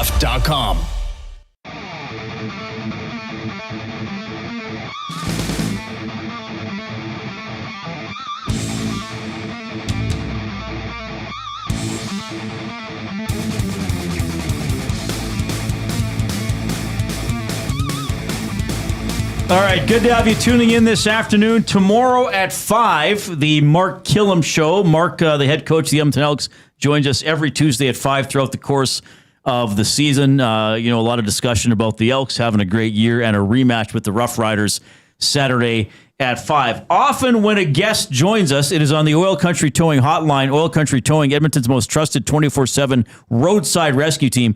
Fast, safe, and reliable for over 15 years. Whether it's game day or a snowstorm, we work as hard as your favorite team to get you going. Call 780-986-6088 for all your towing needs. But we have an in-person guest to kick off the second annual edition of Ref Week here on the Reid Wilkins Show with Jay Milne. Longtime basketball referee Perry Stothart is gracing us with his presence. Perry, it is great to see you. Thanks for doing this, man. Well, hey, thanks for having me. It's going to be fun, I'm sure. Yes. Well, we encourage questions and even criticism. Bring it from listeners. I mean, you know the drill. Yep. I don't remember when you and I first met or really became aware of each other, but it would have been probably about, almost 20 years ago when I started I did 6 seasons of Pandas and Bears play-by-play, and you were often reffing, and then I got a talk show on Ched, and we would text occasionally. But how long have you been refereeing basketball now? Well, actually, this would be 39 years for me. Wow. Yeah. I started when I was 14, and now you can do the math. I'm not 14 anymore. But yeah, it's funny because obviously a lot of people would know my dad, and my dad reffed for 64 years before he retired. Somebody mentioned that earlier in the chat. He was deaf, and George was my dad, and he was deaf, and it's probably the only way you could last 64 years as a referee. But so he reffed until he was 78. We both started at 14, and obviously there's a connection there. And as a kid, I used to go to men's league games when he was refereeing them. And I remember I was like 8 or 9, and I was keeping score in men's league games because not enough people would be around. And you'd get guys would be like, "Hey, did you miss that bucket?" I'd be like, "No, man, I got it." And I was like 8, right. But I grew up in Devon, and so I was a hockey ref, like a lot of us would be. I was a hockey player, and you'd go ref at the local rink because you could walk there, and I think they paid us $14 a game. And my dad said, "Hey, basketball, we pay you $25." Oh, wow. And I was like, at 14, I was like, "Whoa, hey, what's this you say?" And again, I was joking before we got on about pre-growth spurt. So I was, at that time, 5'7" and 110 pounds or something. But I fit into his shoes, as you tend to do. Nothing else, but. And then I'll give a shout out to my high school gym teacher, Gary Frost, out in Devon, longtime coach. A lot of people would know Gary. And he had connections with some of the schools in Leduc. And so me and another buddy in high school would drive and go referee the junior high games at like Christ the King in Leduc or something. And And of course, the grade 9 girls thought we were super cool because we were grade 10 boys, you know. So that helped a little bit. I'm not sure if it was about the basketball at that point, but yeah, that's how it kind of got started, and so here we are. Okay, so when you're out of high school, then at some point you got to make a decision that's like, hey, I could actually keep doing this, keep making probably more than $25 a game if you get good enough at it, but you still got to have a life and a career. What really spurred you to say, I'm going to keep doing this into adulthood? Yeah, you know, I think it's funny because it wasn't as organized a dream, I would say. You know, it was a great part-time job to be in university to do because you were doing something fun. Like I'd go ref at McKernan down from U of A. So I could walk a 10-minute walk down and go ref a junior high game at 4:00, versus like, let's say working at Earl's, which is great. But, you know, if you're busy because you have a tough exam week, you can say, hey, I can't ref any games this week. And they're happy to have you back next Monday. Right. But if you gave 3 shifts back at Earl's, would be the last 3 shifts. Oh, I see. Okay. You know, and so for that perspective, it was, and then I was okay at it. Right. And then they'd be like, hey, do you want to do a college game? And I was like, sure, let's try this college thing.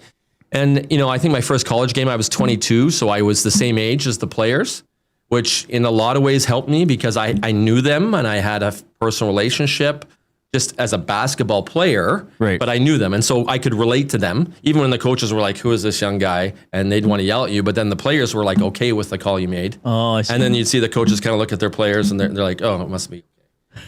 Right? Even though they're still going to kind of come at you. And so, you know, that kind of got me started. And then it was just, I remember one time I went to an EBOA, so Edmonton Basketball Officials Association meeting. We used to meet in person. It was this thing we used to do back in the day.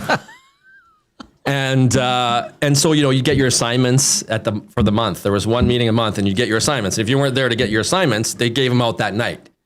And I remember one year was the first meeting in September and they handed out a sheet. You just had to put your phone number and all that stuff. No emails at the time. You know, did you have electricity? Yes. You know, just kind of different questions at that time. But one of the things they had on there was, what level of basketball do you want to aspire to? Okay. I hadn't thought about it to that point. I was just doing kind of what was there. And the next, you know, you want to ref the best games, but and international was on there. Like there was a box for sports. And at that time it was CIU, I guess, back then. And so I was like, well, I'm checking the top box. Like, come on. Why not? Yeah. And so that was the first time I was like, okay, well, maybe there can be something that's just not, hey, the next game on Tuesday, wherever that might be. Right. And then invariably, you know, I was able to get a FIBA license and do international games. And so it was just something that sort of continued to build. It wasn't like I just went, hey, this is my dream and I'm going to do it. But it turned out to be pretty awesome because I've had tons of good opportunities and experiences. Okay, so the international stuff, because you were saying just before we were back on air, is that you just got back or you're going somewhere? Yeah, I just got back. I was in Nicaragua for a FIBA Tournament Central Basket. It was a qualifier for the Women's America Cup next year. Okay. So Caribbean and Central American women's teams. And so, and then I'm going to a pre-Olympic qualifier here in a couple of weeks in Mexico where Canada women are playing. And I think there's 8 teams there, Senegal, New Zealand, Argentina, Brazil. And the top team, you have to come in first to qualify for the Olympics. Oh, wow, okay. It'll be a kind of next level global operation. And will they not let you work a Canada game? Or in this perspective, I am now not refereeing internationally anymore because we'll do the math out loud. So 53 at 50, they have an objective cutoff for international basketball games. Oh, okay. And so we have a 2-year cycle where you renew your license every 2 years. There's a fixed number of licenses per country. Like Canada, we get 15. Oh, I see. And it's actually based on a formula, you know, how good your teams are, how good they perform, how big you are, how the referees do. If you have referees that are consistently refereeing semifinals and finals at the Olympics and World Cups, then you sort of get more points. But 15's the cutoff. And so for me, you know, it's been a couple of years. So I've actually transitioned into referee instructor. So now I'm going to these tournaments, but I'm working with referees off the court. Okay, awesome. Breaking down game tape, doing clinics, that kind of stuff. Which you must find that really rewarding too. I find that it's the most fun. Like there's opportunities to stay in the game, like as a table official or, you know, technical delegate and this kind of stuff, which is great. Have those needs. But for me, like working with developing officials and at the international level, I mean, they're already elite officials. Yeah. But we're all developing and just staying in the game that way has been awesome. Yeah. I love it. I saw a comment in here, and I just want to mention it from Castor 1990. One of his season ticket group members said he used to play men's league against you, and that you were a pretty solid player. But I was a righty that always went left. It threw him for a loop. Oh yeah, they couldn't stand it. Yeah, I had hard crossover. That's an extremely heightened skill set. Yeah, I've always said that, at least from my belief, yeah, is I feel it would be incredibly beneficial to a referee to have been involved in that game, like throughout their life. Oh, for sure. You know what I mean? Like, you see officials that, because, and I'm sure we'll get to it, but the world is short of officials in most sports. Yep. But can somebody just study a book on basketball and say, I'm ready to ref? Or do you think it really adds that extra layer, that dynamic, to be very comfortable and confident with the game of basketball before stepping into the officiating world?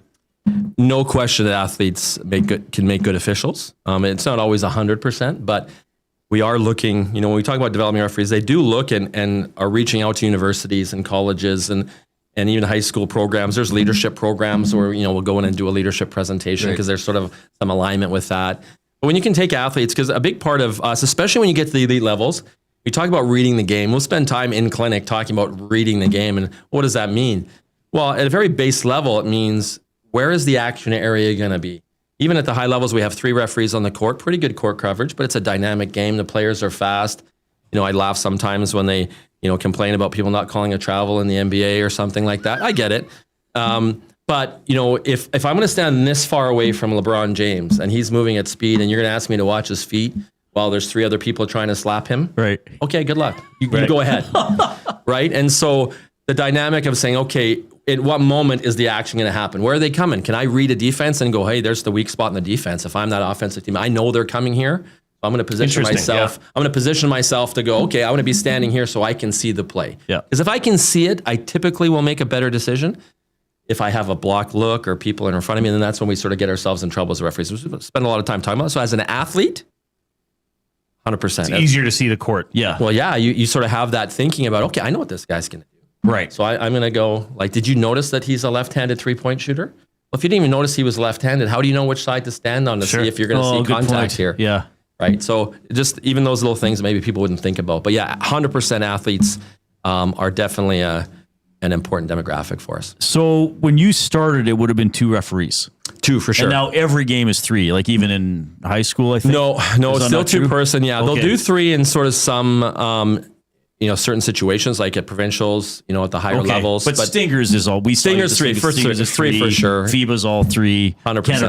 Canada West Sports is all 3. ACAC. Also so how did that change for you when it went from 2 to 3? Well, I think the simple truth of it is that there's just a lot going on the court. And I know everybody loves to watch the ball. It's a really amazing approved shade of orange, and we can't take our eyes off it. But the fact is there are things that are going on away from the ball that impact the play. Right. And, if Steph Curry's running around and they were just holding on him everywhere, he would never get to the ball. And so just having that better court coverage, it really allows us to follow more of what's going on in the court. And in fact, in some ways they've been playing around, and I only mean playing around because they've been tested, but having 4th referee. Oh, really? And things just because of the, into the FIBA world, we call the 4th referee is the one that's sitting at the table. So at every game, there will be one that's by the IRS, for reviews and things. But that's really where it comes from. It's just about being able to cover the court. So when you're, and some of these might seem like really basic questions, but this is why we want to have people in studio like this and talk about it. Yeah. When there are 3 referees in basketball, is everybody told you only look, like if you're up top, you concentrate on this, or if it's like, well, look, yeah, I know I'm supposed to look at this, but I saw these guys almost fighting in the corner and you're watching this other thing. Like, how are you assigned the court when there are 3 of you? Yeah, you've actually touched on kind of how we do it. We call them primary and secondary coverage areas. Okay. So you'd have a primary coverage area, which is your primary responsibility. And then you would have secondary. So we always have overlapping coverages to try and avoid sort of those gaps. Mm-hmm. But sometimes you might have an action area, everybody's doing it, and these 2 guys decide to want to get into it, like you're saying, over here for really no reason. Well, you can't ignore it or not see it. And it's funny because I think maybe there's a feeling out there. People think that referees hate to be wrong and they don't want to go review stuff. And I'll tell you, the worst feeling in the world for me is when something happened and I don't know what it was. Right. Making a call and getting it wrong or right, or if a partner comes and says, no, it was off a white, it's blue ball. Oh yeah, thanks, man. I'm totally okay with that because I'm going to look worse getting it wrong than I am you fixing it. But when somebody goes down and they come up and they got a bloody, nose or something, and they're like, he elbowed me in the face, man. And you're like, I don't know. Or if you saw that it was his own teammate, the anxiety level is way down here. And so from that perspective, that's part of the game too. Yeah. Okay. We're gonna take a break. We might need to go 3 seconds. We love this stuff because look, you know what it's like, and I don't know how much you listen, but I know you've heard me at times over the years. For sure. Brownie and I, after games on the old station, like people could go for hours. 100%. So we want to talk to you about dealing with conflict, dealing with close calls. Basketball is unique to tee up the next segment because the coach can walk on the court and talk to you, like during a timeout or free throws if he or she wants. And depending maybe on not how, that part.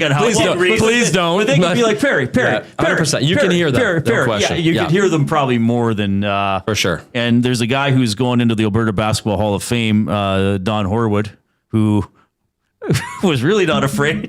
I've got a good story about Don, so it'll tie in. He do little dances to get you to come over. Perry Stothart is here. If you got questions for him, 780-218-9999, River Cree Resort and Casino inbox. Post in the Nasty Chat on YouTube. Here's Ben Thompson.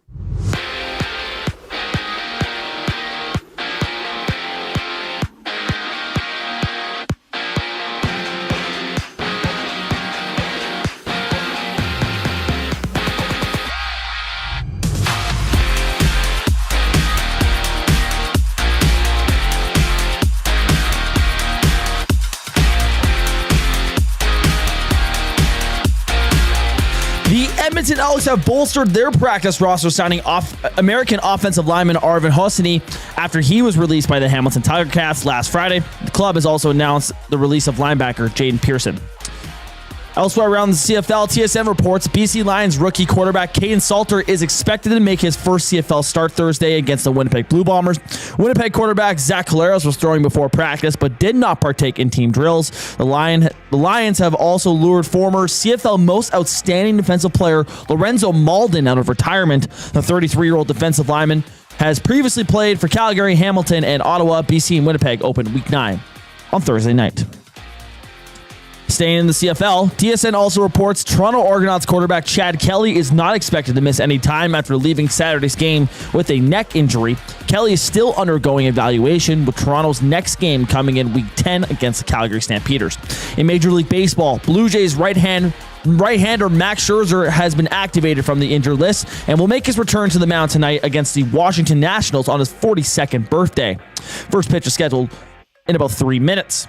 The late schedule features the New York Yankees taking on the Chicago White Sox, while the Milwaukee Brewers and San Francisco Giants close out the night. The sports update is brought to you by the Edmonton Elks. It doesn't start on game day, it starts before kickoff. Get your single game tickets today and be there for every hit, catch, and touchdown. Lock in your seats now at goelks.com/tickets.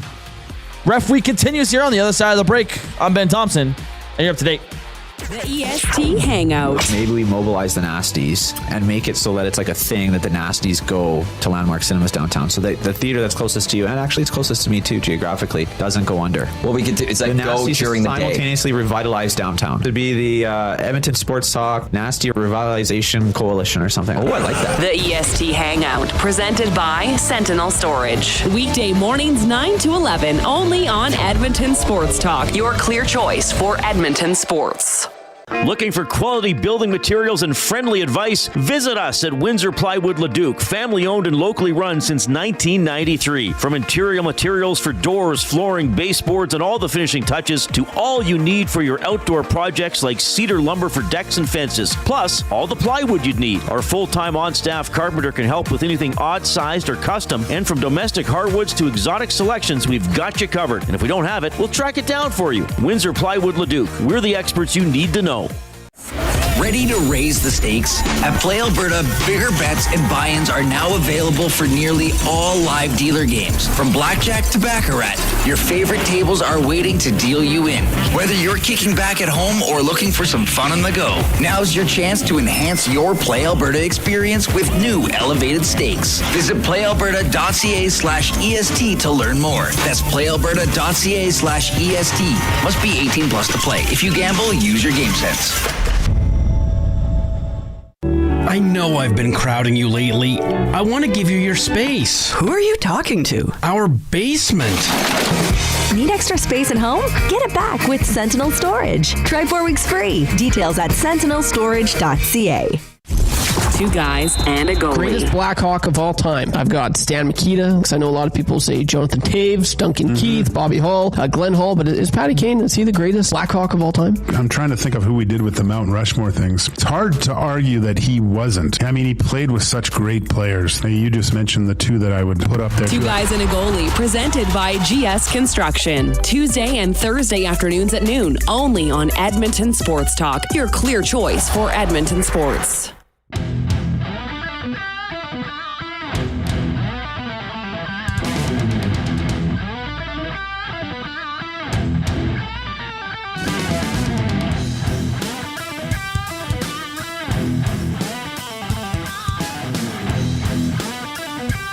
All right, portions of this hour presented by Commonwealth Stadium. So one of the big concert events happened over the weekend. The AC/DC Power Up Tour 2026 is coming up August 9th.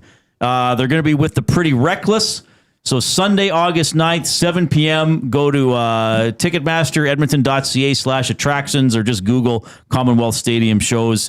Then Guns N' Roses, August 26th. Foo Fighters coming up in September. A lot of great stuff at Commonwealth Stadium.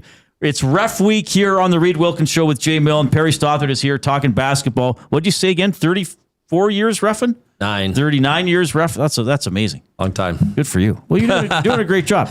Thank you. Most of the time. I've only yelled at you a couple times. Come on now. I've only yelled at you a couple times. Why you got to be like that? Well, I'm not a nice man.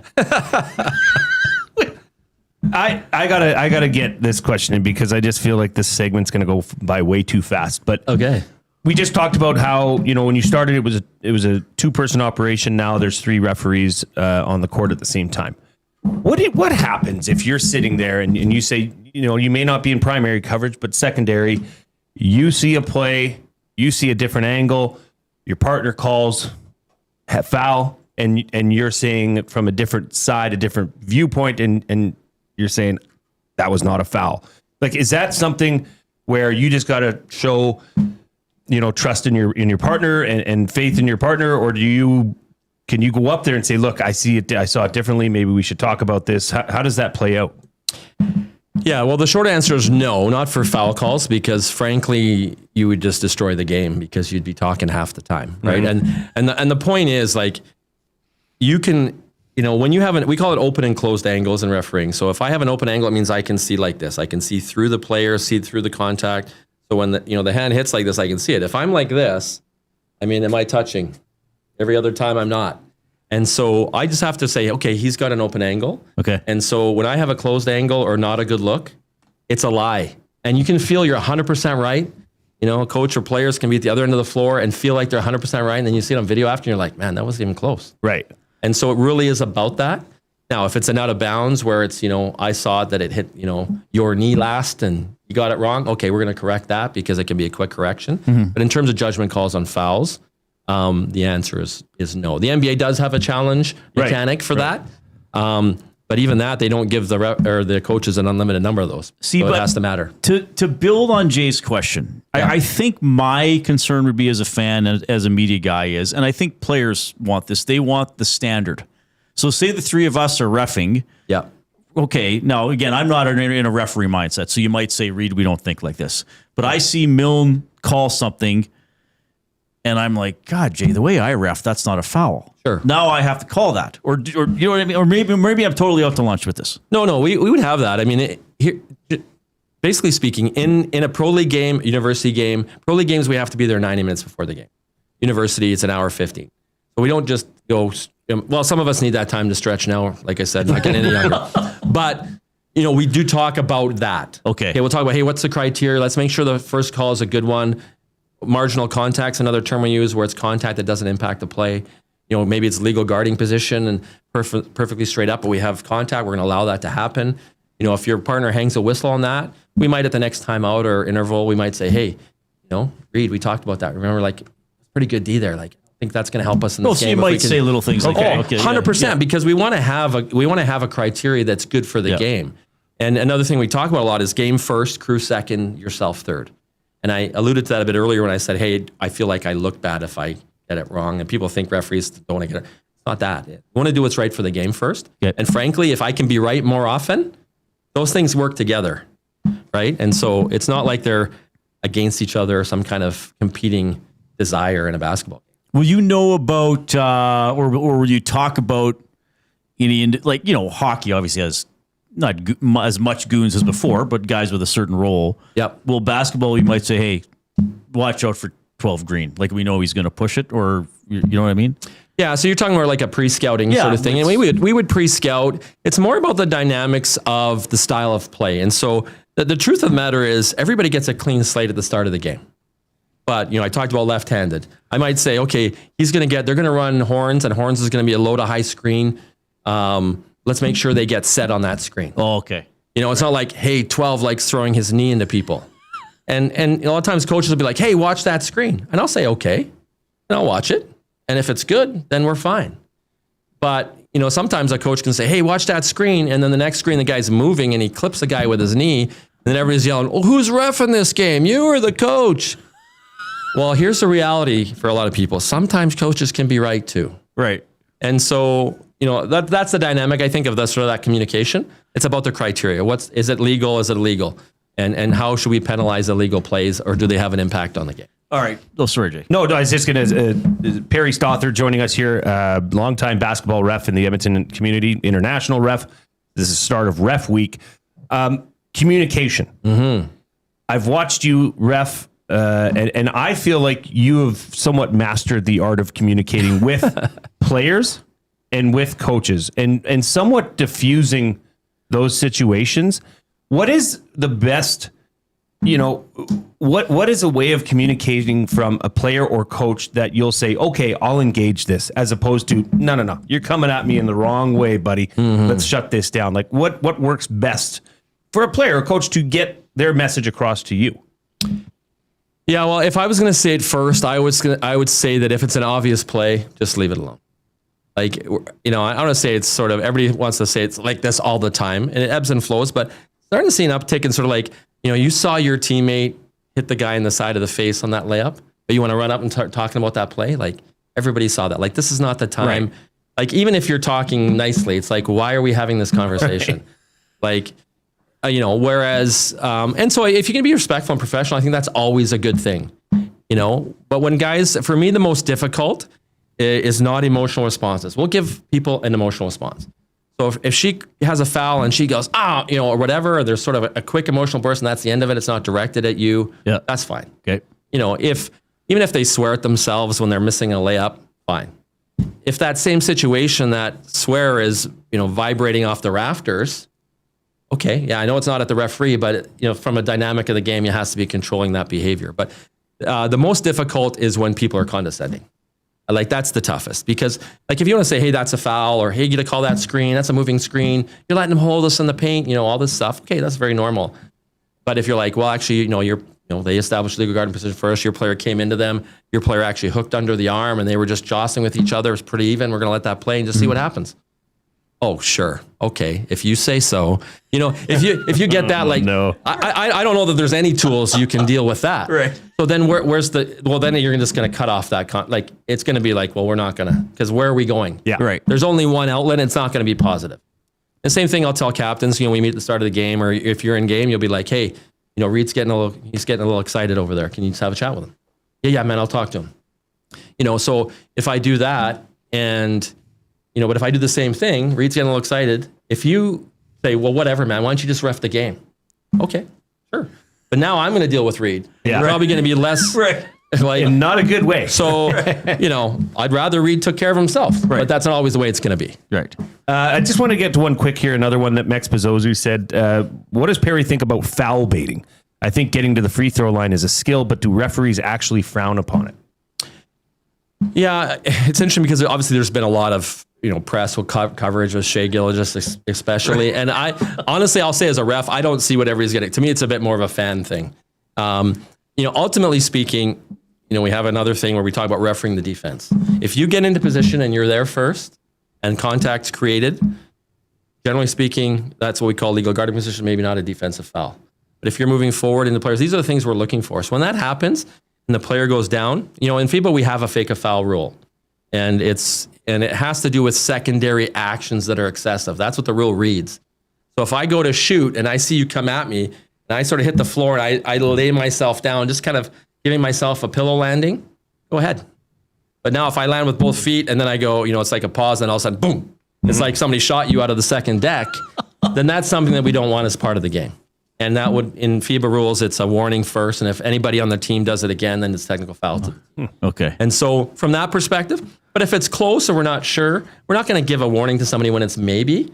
I'll just kind of say, hey, Reid, I'll referee that play. You don't need to put yourself down. No, I was off balance. Hey, no problem, Reid, we're good. But now we've sort of put a little bit of a seed in there that we're still controlling the game, but maybe not as overt as what people might view. All right, basketball is interesting because of the proximity. I mean, I know baseball, they go hit face to face, but the manager has to come out of the dugout. I mean, a coach can be pretty close to you. And for the fans. And for fans, too. When we're going to get to a question. Don't forget Hula Boy Steve's question. We'll do that, at the end.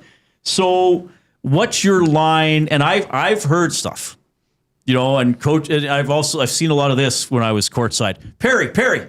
Well, why won't you talk to me, Perry? Were you talking to him? Why were we talking? Like, managing the emotional, you sort of touched on it, and you don't want to tee up a coach. You don't want to embarrass a coach. And I know you also said you have a Don Horowitz story, so I'll let you take this wherever you want with the coach. Well, yeah, I'll start with the first part of your thing. So typically speaking, when we talk about our pregame preparation as a team and talk about the crew, we would say, hey, we don't want referee or coaches to be yelling cross court at you. Okay. Even though you're the target, you made the call. In FIBA, we do rotate away from the table. Part of it's to sort of keep that emotional barrier there. And what I'll often say is, listen, if it's a public display, the referee has to give a public response. If it's a private display, then we can have a private response. And so if it's a conversation that's close, but if you're yelling across the court, as a crew, we'll say, hey, the closer official, just step in and sort of be the peacemaker there. Be like, hey, whoever, Reid, hey, he can hear you. I got you. And it's a pretty good hit on that. But hey, you know what? He'll be back on this side in a minute or two. You can ask him directly then. And then tricks of the trade, eh? Right? Yeah, we're getting them all away right now. Write these down. But then invariably what happens in that minute and a half, it's like parenting. Your kid forgets what they were pissed off about. Right. and so if it's really a big deal, they will still have it for you. Yeah. And if it's not because other plays have happened in the middle, then great. And then you can sort of, avoidance is the right way, but it doesn't always need a direct response. But sort of that beck and call thing, I mean, if you were a coach and the other coach is doing this and the referee is running over there every time, like, what are you thinking? Right. You're thinking, oh, that's a hard no for me. Or you're going to think I need to do it. And then you sort of got dueling banjos all game, which my legs get tired. I mentioned I'm old. I have to stretch. I got to conserve my energy. Right. Yeah. Okay. No, Don Horowitz. Sorry. We love Don. Well, and so obviously, longtime coach here with U of A. So I actually got to referee his last game. That was sort of his final. I don't know if it was the final one of the year at home for sure. Right. Whether it was the last game of the season, I don't recall. But of course, they had a little presentation before the game, and so we're kind of all standing there waiting. And shocker, but Don got the mic. So I'm kind of standing, but I happen to be not too far from him, just in our position, and he gets on the mic and he was obviously thanking a bunch of people. And then he said, a lot of people don't think I don't get along with the referees. I don't know what they're talking about. Like Perry and I, we're just talking about landscaping. And he said, and I had to laugh because it was actually well timed and well played. But insider info, we weren't ever talking about landscaping. It'll be in the book. Right. But that was the first time I think he mentioned landscaping in the however many years I he left wasn't him. bringing that up. No, but it was funny. So it was a good moment. Yeah. What was your, okay, I'll tell you, I used to work with Brownie, right? And he said, Kerry Fraser, the hockey ref, he said you could go up to Kerry Fraser during a stoppage, and if you were kind of side by side looking like you're fixing your stick or your glove, you could say almost anything. Mm-hmm. You could say, that was the worst call I've ever seen. You're having a horrible night. I think you're an idiot. Mm-hmm. And he said, Kerry could be like, well, Brownie, you're a wimp. And look, we're back from commercial. Let's go drop the puck. Yeah. But if you went up to him face to face and were yelling at him, he's like, you're like, would you allow a little bit of that if it wasn't demonstrative? If a guy telling you you're having an off night. So I get that does go a bit to what I was saying in terms of public versus private. Right. Okay. But the difference in basketball is, like we talked about, the fans are there and they can hear you. Right. In hockey, I've reffed hockey too. Like, people think you hear a lot even when people are yelling. It's tough to hear even on the ice from the people in the stands. And so, whereas basketball is completely different. And so when there's that everybody hears that they spoke to you that way and there's no response, the management of that game gets put in the hands of one individual who's on one team. And we have to keep that control of the game to keep the game fair. And so if he said, hey, that's a brutal call, fine. If it doesn't have profanity with it. Okay. Like now we're starting to see guys, they're kind of playing that line where, hey, like, you're trash, man. Like, that's trash, you're trash. To me, those are different. And if somebody was doing like that on a play that you had, I'd be like, hey, man, we're not going there like that. And I'll use this line a lot. That was a really easy play.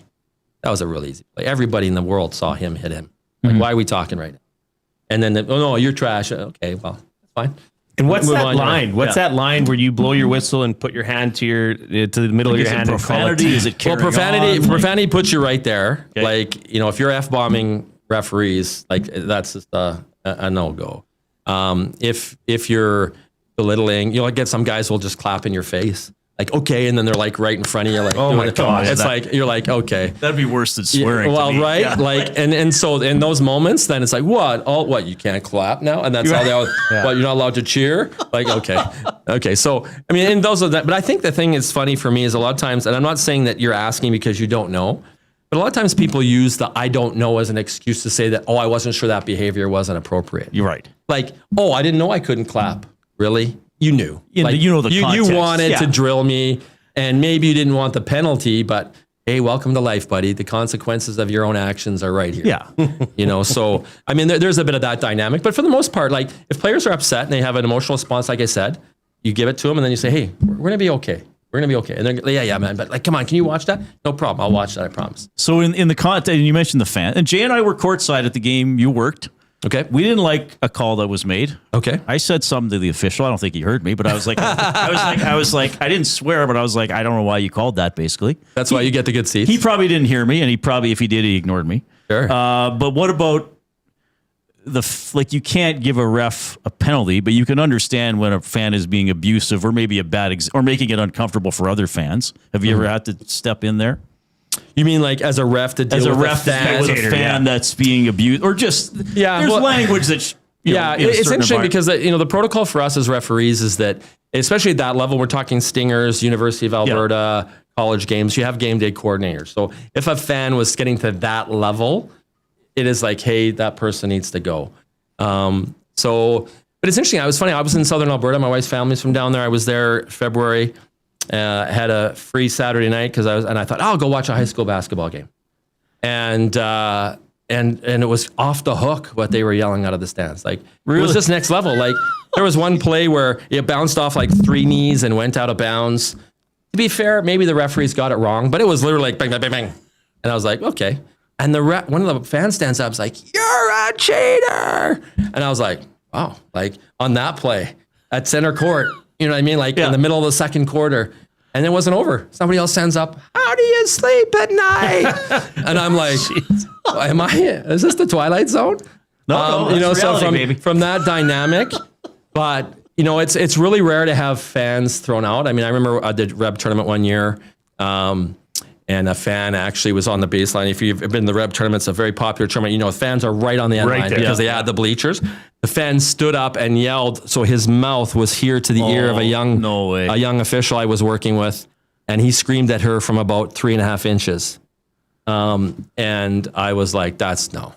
And I was like, he gets to go. And they're like, oh, we'll move him over here. And I was like, no, this is lesson time. He's not sitting in the gym somewhere else away from the court. He gets to go out. And see, I think I'd be, and I don't do a lot courtside. Like, I'd be a lot like if Jay and I were sitting next to each other, and they're like the ref was there and there was a stoppage, and I'd be more like really loud but talking to Jay as a fan. That's what I would do. I'd be one of where the ref would probably be like, this guy's just an a-hole. Well, but see, that's the thing that players do all the time. They pretend they're talking to somebody 100%. else. They're like, look at their coach. You're right here, and they're like, this ref is the worst referee I've ever seen. What? I'm just talking to my teammate, man. You bugger off. Like it's nothing to do. Like, I've been guilty of that. Watching my daughters play basketball, I'll be like, don't worry, Grace, that's good defense. Keep playing that way. You're fine. Well, it's funny because I coach my kids too. And so I was coaching them when they were growing up. And I would be like, I didn't want the referees to do a bad job. And so I would be like, okay, Cam, because he pulled on your shirt, that's an unsportsmanlike foul. You're going to have to take 2 shots and we're going to get the ball on the far side. And like I was coaching my kids, hoping the referees did all the things right. Yeah. You know, so. We've kept you longer than I said you would. Yeah, that's all we got to good. get to who. There's one question you're going to hit me with. Well, no, I think you're going to like it. I think you're going to like it. That's good. Now I lost it. There it is. Can Perry discuss his favorite and or funniest ref heckle that he's heard? Like, I mean, maybe there's a time you look at a coach and been like, that's actually pretty good. Not bad. Or a fan or something. I got a great one. So my wife used to always hate it if she'd come to games. Like now I'd be like, hey, you want to come to a game, my ref? And she's like, no, this has been too long. She's done with it. But, you know, people are like, pack your bags, that's traveling. And I was like, to me, those are weak. Right. And in fact, sometimes because I've been around long enough, people will sort of joke that they're going to heckle me at the start of the game. And so I'll just turn to them. I'll say, well, you better bring your A game stuff. I don't want the weak heckling. Like, you better impress me with it. But I was doing a game at King's College. It was a preseason tournament, and Prairie Bible College was playing, and they had a playing coach, which is not normal, typical. But anyway, they had a playing coach, and the fouls were, 5-1 against his team, and I, he was starting to complain a bit more, like they always do, right?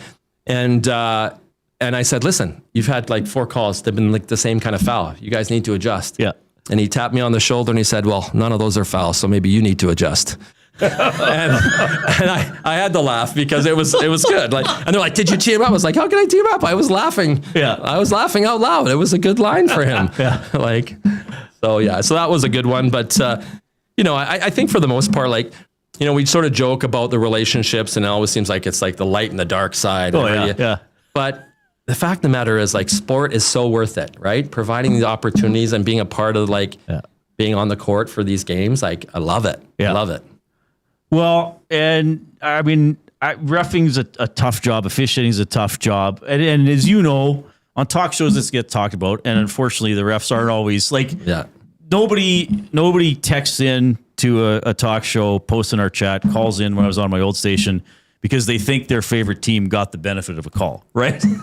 But I honestly feel if you listen to a post-game show or tune in to us in the afternoon and you don't hear anything about a referee, you're probably happy. Yeah. It's like, hey, there's this, they can't say anything. But you made a great point. A lot of the calls are so bang bang. Sure. Yeah. There's a lot going on. Yeah. You're not favoring one team over another. You're not trying to piss anybody off. You care about the game. And as you said, you've played, you've coached, you've done a variety of sports. So this is why we want to have Ref Week and have somebody like you in, is to get that perspective.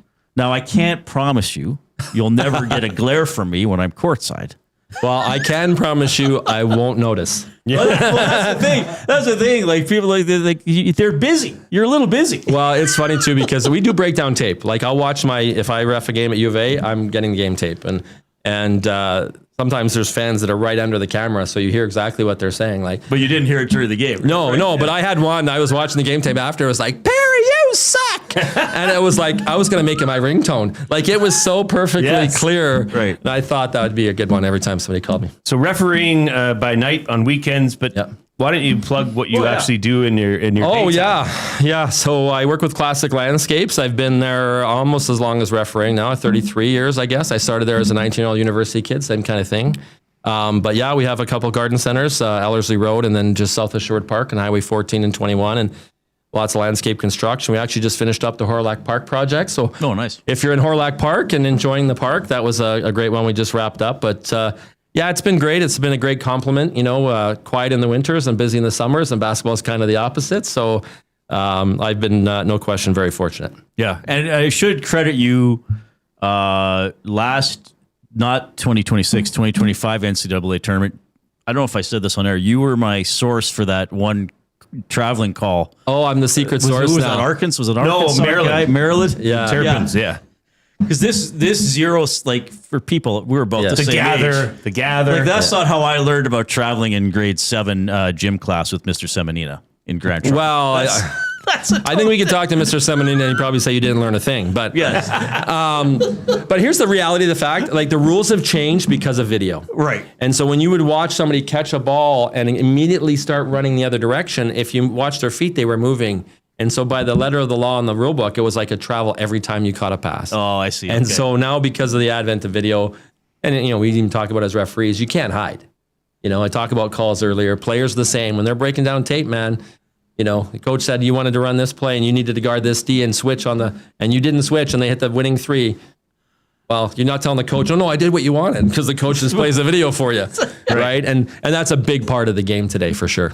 Perry, this was amazing. Thanks so much for coming in. We kept you longer than we said, so that's all good. I thank you for that, and we'll see you at the gym, man. Yeah, you will. There's a couple games left, I think, here, so see you at the next one. It's Perry Stothart, Ref Week, off and running here on the Reid Wilkins Show. Here's the little late into the 5 o'clock break. Kickoff is coming. Are you in? August 1st. Elks, Roughriders at Play Alberta Field at Commonwealth Stadium. The prehistoric party is back and bigger than ever. Presented by Purelator Tackle Hunger. Experience family-friendly dinosaur-themed fun all game long. All in support of local food banks. Every catch, every tackle, every touchdown. The best way to experience it is being there when it happens. Edmonton Elks. Our city. Our year. Get your tickets now at goelks.com/tickets. Ready to raise the stakes? At Play Alberta, bigger bets and buy-ins are now available for nearly all live dealer games. From blackjack to baccarat, your favorite tables are waiting to deal you in. Whether you're kicking back at home or looking for some fun on the go, now's your chance to enhance your Play Alberta experience with new elevated stakes. Visit playalberta.ca/EST to learn more. That's playalberta.ca/EST. Must be 18 plus to play. If you gamble, use your game sense.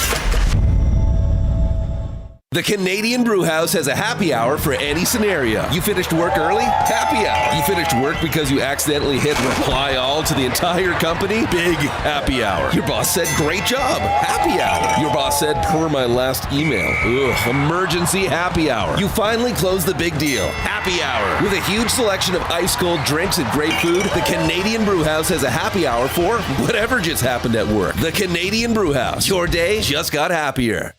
River Cree Resort and Casino and CFCW present All Shook Up, an afternoon tribute with the King, featuring 3 of the world's best Elvis tribute artists. August 16th in the venue. Tickets at rivercreeresort.com. River Cree Resort and Casino. Excitement. Bet on it. I know I've been crowding you lately. I want to give you your space. Who are you talking to? Our basement. Need extra space at home? Get it back with Sentinel Storage. Try 4 weeks free. Details at sentinelstorage.ca.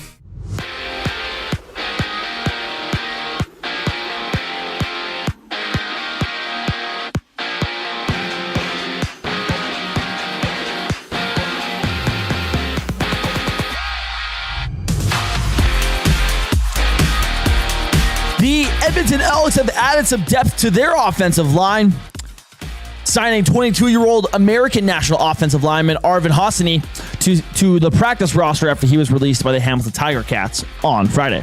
The Green and Gold have also announced their release of linebacker Jaden Pearson. Around the CFL, the BC Lions are turning to rookie quarterback Caden Salter as he gets the start against the Winnipeg Blue Bombers to open Week 9, according to TSN. Meanwhile, Bombers quarterback Zach Collaros was throwing ahead of practice today, but was not dressed. BC has also announced the return of former CFL most outstanding defensive player Lorenzo Malden, who is coming out of retirement. The 33-year-old defensive lineman has previously played for Calgary, Hamilton, and Ottawa. The Lions visit Winnipeg on Thursday night to kick off the week. Toronto Argonauts also received some positive news on the injury front as TSN reports quarterback Chad Kelly is not expected to miss any time after leaving Saturday's game against the Lions with a neck injury. Kelly is still undergoing testing, but Toronto won't return to action until Week 10 when they take on Calgary. Over to Major League Baseball. Blue Jays ace Max Scherzer has been activated from the injured list and will take the mound in today's season opener against the Washington Nationals on his 42nd birthday. That game is underway as we speak. Bottom of the second inning, tied 0-0. And to wrap up tonight's games, you got the Yankees taking on the Chicago White Sox, while the Milwaukee Brewers and San Francisco Giants wrap up today's action. Final hour of the Reid Wilkins Show starts right now.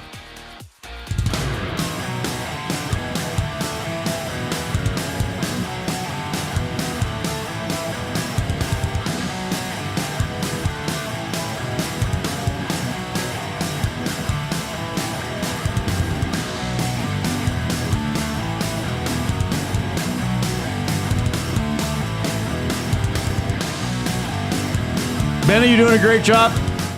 We got our staff meeting tonight, eh? Huge. Gonna be huge. That was Perry Stothart in studio as we kick off Ref Week. How good was that? He's incredible. That's why we wanted to have him on. We were like, who's the best local guy we could have? I mean, we had Karen Lasuc last year. Yeah. And we were just talking to Perry before he left, and they both grew up in like he said Karen refers to him as her little brother. Yeah. Because they both grew up in Devon. So here there's two FIBA quality referees out of the town of 1,500 in Devon. Yeah. Amazing. Yeah, he's like a fixture in the basketball community. I will say this, and there are other refs who work games we see a lot, but he's extremely well respected. And I will say this, I don't get to go to as many basketball games as I used to, Stingers and U of A, but I'm not just saying this. When I see Perry, I'm like, okay, he's got it under control. Yeah, he's legit. He's a legit good ref. We saw him courtside. He communicates. Very stoic out there. Yeah. You can tell, and he said it to us. And we saw there was a player that wouldn't leave him alone, that Winnipeg Edmonton game. He finally just gave him a shrug, and he's like, okay. Not going back in time, buddy. Oh, you got to have a thick shell. Made the call. So that was awesome. We'll have some football angles. We'll tee up Wednesday. We're going to have two Alberta gentlemen who were at the World Cup. Okay, including Drew Fisher, who reffed the Argentino-Cabo Verde game. My goodness. Yeah, they'll be on video, obviously, on the Oil Country Towing hotline. This portion of the show is presented by your 6-1 Edmonton Elks. They have a home game coming up. Oh, they got the countdown on their website. In 4 days, 23 hours, and about 44 minutes. 5 o'clock Saturday. It's the prehistoric party game presented by Pure Later Tackle Hunger. So this is going to be the dino-themed game, right? Yep. So that'll be fun. And, of course, you can bring a donation for the food bank, either some money or bring an item. Or items for the food bank, and it is the Saskatchewan Roughriders in town. The team is 6-1. I am hoping it is a large and loud crowd for this team. Coming off, again, one of the greatest regular season games I think I've ever seen. Well, Milt Stegall put a challenge forward towards the city of Edmonton. Did you see that? I did see that. He said... But people should be getting back on board even without that, though. Though that's cool Milt did that. It is cool. Yeah. Team's doing well. Exciting football. A lot of close games, not just with the Elks, but around the league, as you were talking about. So a lot of points being scored most of the time. So it's been pretty entertaining. Any text you want to get to? 780-218-9999 River Cree Resort and Casino inbox. Don't forget about the River Cree mobile app. You can get exclusive offers and promotions. It's free to download. You can get show tickets, make reservations for hotel rooms and restaurants, safe, secure, and easy to use. Yeah, Vincenzo said he was at the Stingers game last night. In the end of the game, some of the Calgary players wanted to fight the ref. Teammates had to hold them back. Yeah, that's not good. That's not good. That's good. Wow. I guess we didn't. I mean, Sean says, question, is it time to update what traveling is? Well, he talked about that, why that's happened, though. Should it be gather foot plus 3-step? What's the pivot foot, et cetera, et cetera? I think they've done as much as... I think that's probably a work in progress. I mean, the rules... Mm-hmm. The rules are always changing, except in soccer we talked about. You can't question anything. Well, we'll talk about talk about that on Wednesday. Yeah, that was great having Perry in the show. I mean, this is why we want to do this, because let's face it, refs can get a little dehumanized. Yep. And they're not. They're people, they're working, they're passionate. We didn't get to talk to Perry a lot about developing younger officials, though he's helping with the next generation at the FIBA level. Right? Like, we know about it. Well, why aren't there refs? Well, my son or daughter started reffing when they were 13, and then when they were 15, a parent was waiting for them out by their car after the game and wanted to beat them up, so they quit ref. You know, like, there's the horror stories along the way. But Perry was great about how fast it is what they're calling.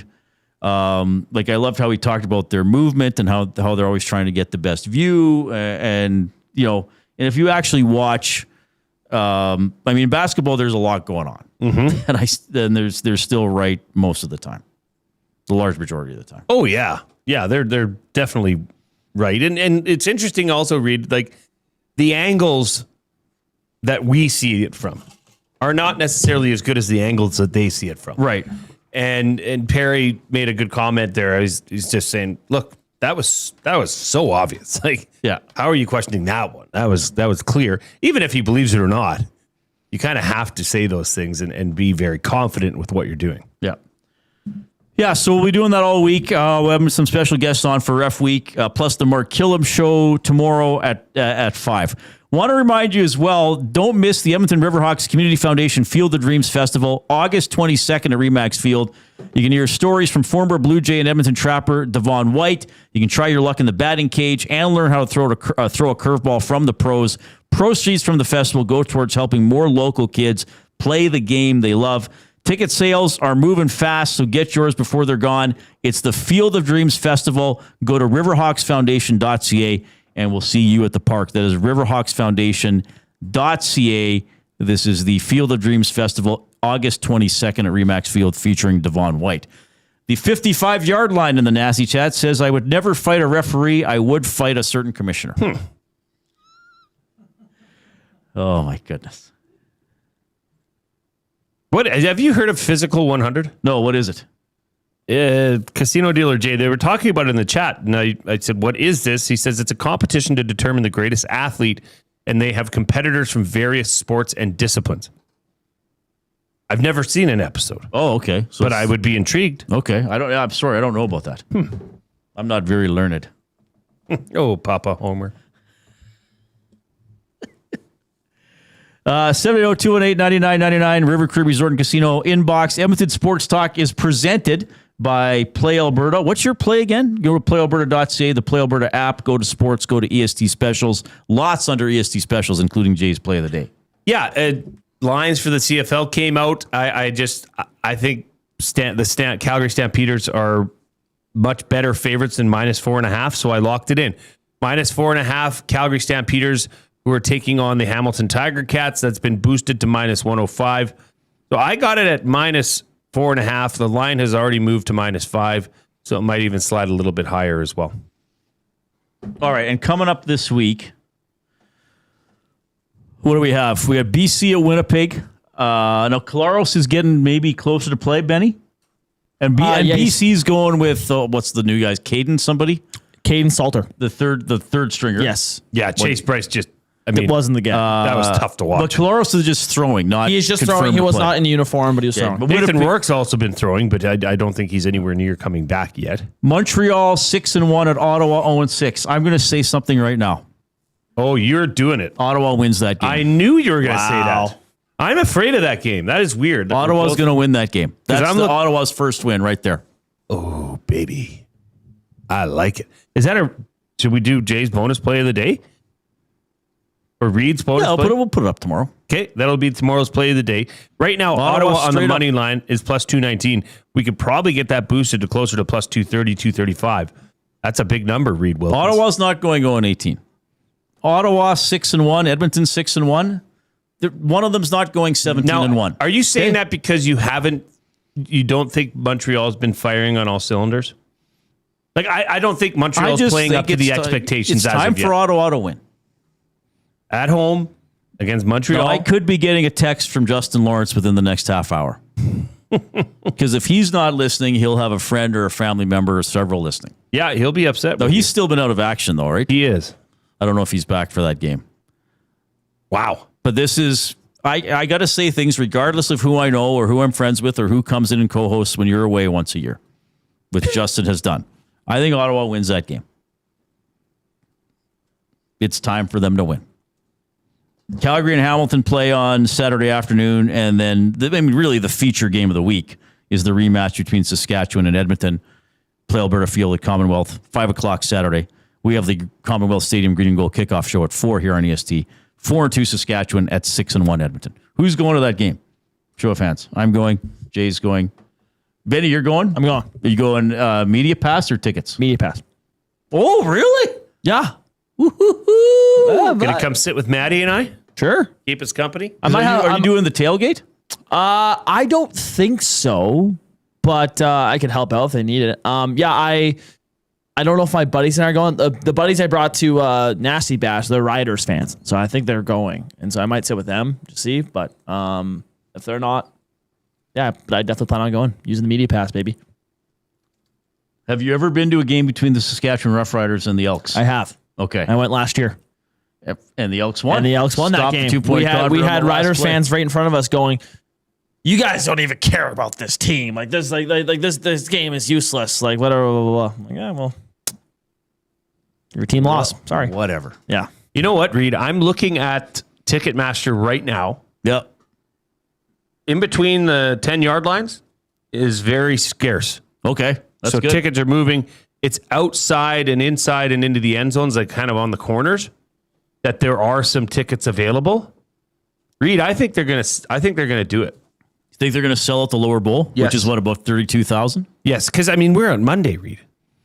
And this is probably already 85% sold. Long weekend. I mean, we don't know what the weather is going to be like, but we're so used to rain at this point anyway. I mean, the Saskatchewan fans, they don't just travel well; they walk among us. I mean, right now I'm looking at Saturday as sunny and 28. That's good. Yeah. I mean, look at this, Reid. There's not that many seats available. Oh no, there aren't at all. Wow. I mean, well, that's good. I mean, this is like I've been saying. I'd say it's 85% sold out. The lower bowl. This is the thing. For the people who've been saying I will not go to a game because they've been so bad. Okay, it legitimately has changed. Yep. They're 6-1, and what is their record? Hang on a second here. I got to check something. I always been meaning to write this down and I forget. We can do it on the fly, easy enough. So last year, the Elks started the season 1-6, right? They finished 7-11.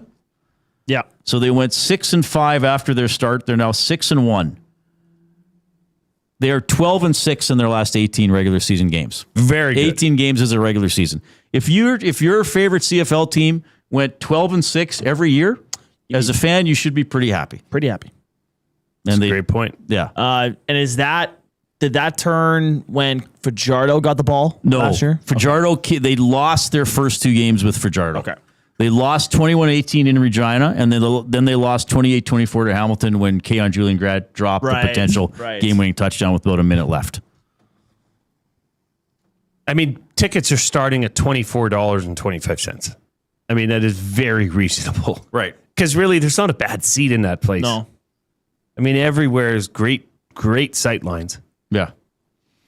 I think it's going to sell out, Reid. I hope so. Right now. I hope so. I mean, they're doing great. They got some exciting players. They got a really good defense. And as we saw, if they need to score, they can do it to win. They can do that as well. Fun fact: I talked to defensive backs coach Aaron Grimes today when I was down at their practice at Clark Stadium, and I said, "What was going on there? Like they were going after Cordell Jackson." Mm-hmm. Yeah, and he said, "Yeah, they were going after because we're an aggressive style. That's how we play." So he said, because we don't have the luxury of seeing every replay or being able to go back and look at it. He looked at the film and he said they were running double moves on top of double moves on top of double moves. He says, what do you do against a defense that's aggressive? Make them bite on something and then send it over the top. Right. So they are aware. This will be rectified, and I would expect to see a better version of the Elks secondary. Well, this is a fascinating matchup, and I'm not a big fan of home and homes in the CFL. I don't mind it, but it's a long week. Yes. Like, then these are good coaching staffs. Mm-hmm. Do we know about Ouellette?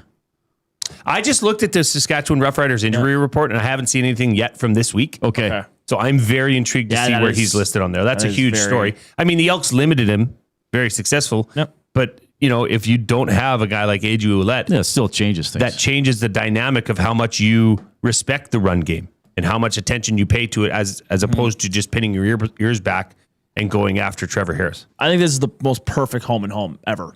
Maybe like designed the way it's worked. The way this worked out, how entertaining that last game was with Edmonton's lack of attendance at times. Saturday night game. This should be a massive game in terms of attendance. Is Trevor Harris your most, the player that rubs you the wrong way, the worst in the CFL?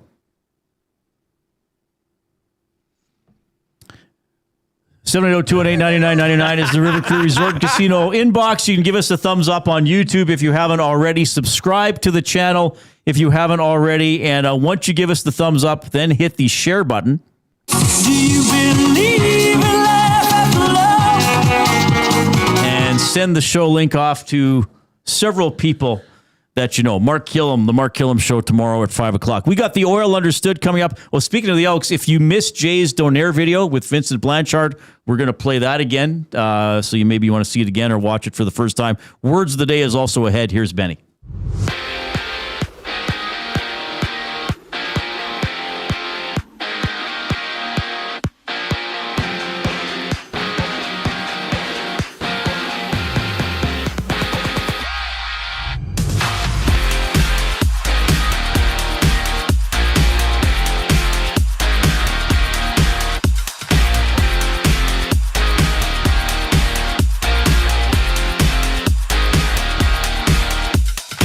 The Edmonton Elks have made a roster addition, bringing in 22-year-old American national offensive lineman Arvin Hosseini to the practice roster after he was released by the Hamilton Tiger Cats last week. The Green and Gold have also parted ways with linebacker Jaden Pearson. Meanwhile, TSN is reporting the BC Lions are expected to start rookie quarterback Caden Salter when they take on the Winnipeg Blue Bombers Thursday night. Winnipeg quarterback Zach Collaros was seen throwing before practice today, but he was not dressed.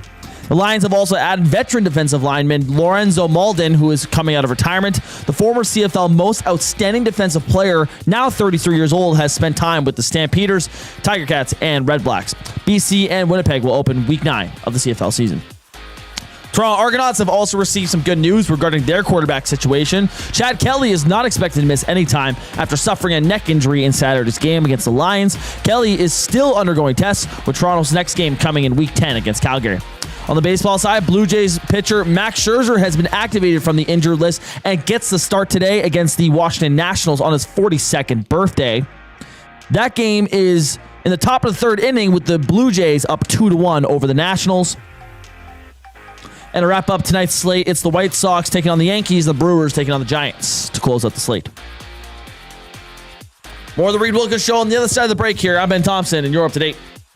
The Oil Stream. In the West, would you say are undoubtedly better than the Edmonton Oilers? I don't even know if I like my number, but what's your number? 3. Okay, I had 3 as well. Okay. Are they all? They're all three in their division. Okay. Yeah, so it's okay. So maybe it's not a great question. I think, can we undoubtedly say that those teams are better? No. I mean, the Oilers before this past season beat the Stars in the conference final. The Oil Stream, presented by Boston Pizza. Monday, Wednesday, and Friday afternoons at noon. Only on Edmonton Sports Talk. Your clear choice for Edmonton sports.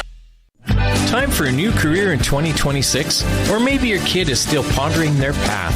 Good news! Weiss Johnson is hiring. Hi, it's Dennis, and not only are we hiring for heating and air conditioning, we're also looking for experienced plumbers and gas fitters. With the growth in residential development, there's no shortage of opportunities at Weiss Johnson. Choose your path with us. Learn from one of the industry leaders, and we will grow together. Receive great benefits and school reimbursement as well. Visit weiss-johnson.com today. Ready to raise the stakes? At Play Alberta, bigger bets and buy-ins are now available for nearly all live dealer games. From blackjack to baccarat, your favorite tables are waiting to deal you in. Whether you're kicking back at home or looking for some fun on the go, now's your chance to enhance your Play Alberta experience with new elevated stakes. Visit playalberta.ca/EST to learn more. That's playalberta.ca/EST. Must be 18 plus to play. If you gamble, use your game sense. It's the weekend. The sun is out, and everyone, yes, even the kids, are bored. Bring them to the Canadian Brewhouse. Our patios have games to keep the whole family going. Rooftop views, real turf to run around on, and misters for when the summer gets serious. Oh, and we've still got the game on.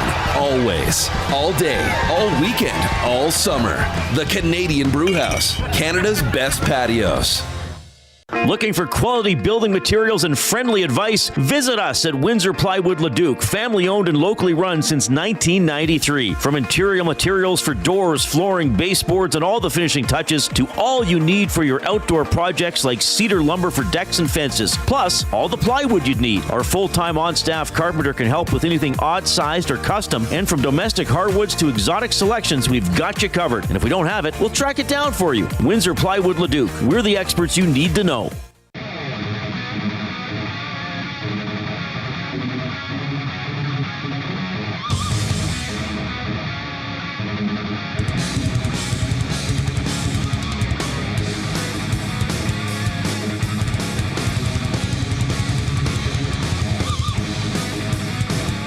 Hope you've had a good Monday.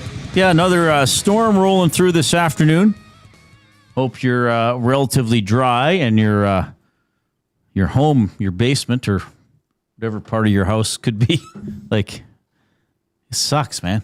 And we saw, so what was it? It was basically the south end of Scona Road was underwater. Mm-hmm. Just right south of the low-level bridge. Yeah, directly west of the Mutart. Yeah. Or Muttart. The great debate. Some would suggest. Really appreciate you tuning in this afternoon. We're going to go to the Oil Understood for GCL Diesel, providers of the best diesel engine components around.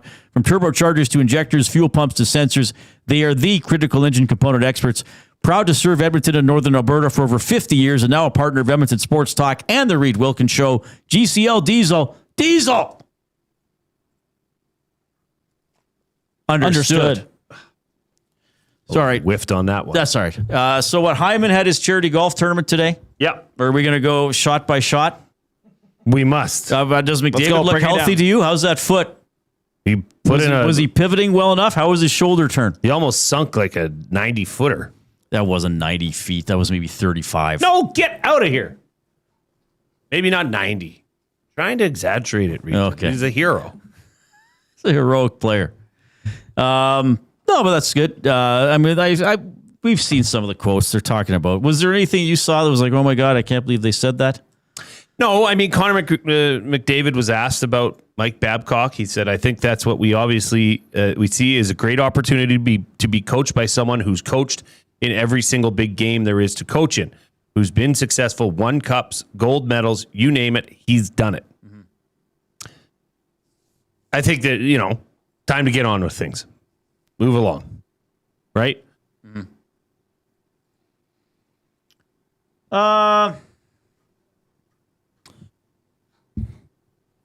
You talked about McKenna. What do you say about McKenna again? That Matthews is going to mentor him? To do what? Lose in the second round? Hey-oh. And he said he's in Toronto. He'll have his hands full. So, there you go. Shocking. The Mecca of hockey. I have something. I hope people don't mind me sharing this. And people may be surprised to hear this, that I'm irritated by something. You? And now that I tell people what I'm irritated about, I realize now I'm going to get spammed with it. Is that the right way to term? People are going to keep sending me this. Now that they know your weakness, they're going to try and infiltrate it. Yeah. But there's so many social media accounts. 60 days until the Oilers home opener. 59 days until get over yourselves with the countdowns, okay? Yeah, you know what? It's going to happen. But it's just a healthy reminder for Oilers fans. Everybody has a calendar. Everybody has a schedule. Do you at least appreciate when they put a jersey number to it and say we are, if they can find a really obscure player who wore that number, sure. Right. But I'm just like, and then look, I'm not, I get it. I love covering the NHL. I love covering the Oilers. It's a privilege. But I just sometimes, and I know we have a segment called The Oil Understood every day on the show for GCL Diesel. But I'm also like, okay, in the time you posted about something that's 2 months away, you could have done something to help yourself in the immediate future. That's all I'm saying. Prove to me you have other things with meaning in your life. I think it's awesome if you're an Oilers fan. I think it's awesome if you're a passionate sports fan. That's why this station exists. That's why you and I are employed. We're passionate sports fans. But I'm also like, okay, hey, you know what I did on the weekend? I started reading a Reacher book. By the way, he's not getting out of this one. Is this it? This is the end of the series. This is the end of it? I think the other books that they claimed have been published weren't actually published. I think this is it for Reacher. He's in too deep. He's sticking his nose where it doesn't belong. And he's not interested in women in this book? He's staying away from the love life? No, not at, well, this one continues from the last book. There's a woman he talked to only on the phone in the last book, and now he wants to go across the country to meet her. Oh, but along the way, there's a situation. He's like, I got to help these people in the middle of Nebraska. But he's not getting out of this one. Yeah, it's over. He's not getting out of this That's one. a shame that the whole Reacher series is going to be coming to an end in Nebraska. No. Who would have thought? Do you have any other grievances you'd like to air? Okay, with the Oilers stuff? Okay, yes, I do. This is we talk about, especially this time here, we talk about what ifs, we talk about speculations, I get it. But don't talk about speculation as if it's fact. Like, as an audience member, it's on you to be smart enough to know the difference. Okay? Like, if I say, hey, if I say I wonder what this would be, okay? Well, I'll just use a silly example. Like, I think Jason Milne's going to have 15 points and 17 assists. Okay? That's what I think. Okay? 15 points and 17 assists. As a right shot defenseman. How's that work? 15 goals and 17 assists. Okay. Sorry. Weird numbers. That's a year. Don't write a blog saying Jason Milne poised for breakout season. Like, no. Understand that somebody saying something in late July is speculation and what if. So don't be like, well, this is reported. No, it's not. It's not the same thing. So I'm really sounding crotchety here, aren't I? I should take down my scheduled tweet about Trent Frederick poised to make a rebound year. 50-goal season. What would be suitable for Trent Frederick? Benny, what's a... Didn't I say like 20 points would be amazing? Well, because he had 7. If he tripled his points, that'd be great. I'm looking for him to score 10 goals, 15 points, 25 points next year. How many goals? 10 goals, 15 assists, 25 points. I mean, what, did he score 17 once and 18 another time? Yeah. Didn't he have 40 goals? Points.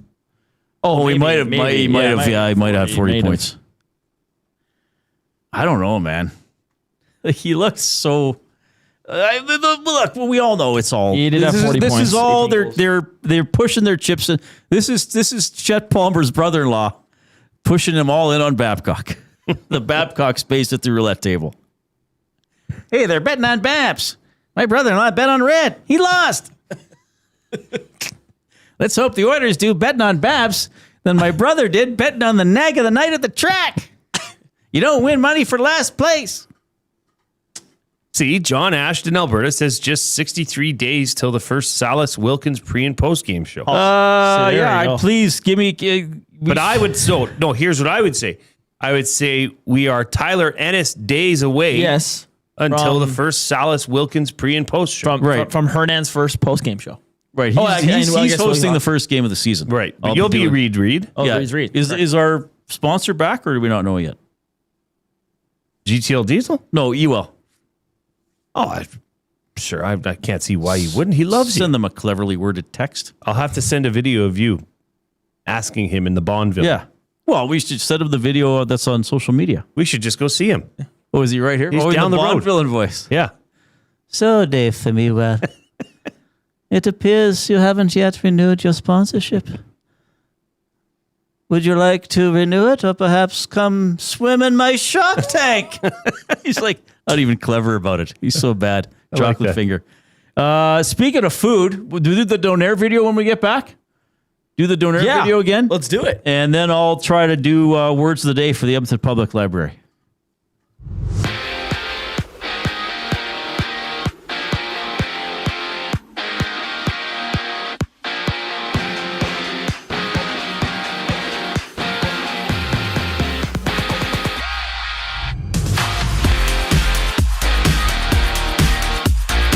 The Edmonton Elks have added some help on the offensive line, signing 22-year-old American national offensive lineman Arvin Hassani to the practice roster after he was released by the Hamilton Tiger Cats on Friday.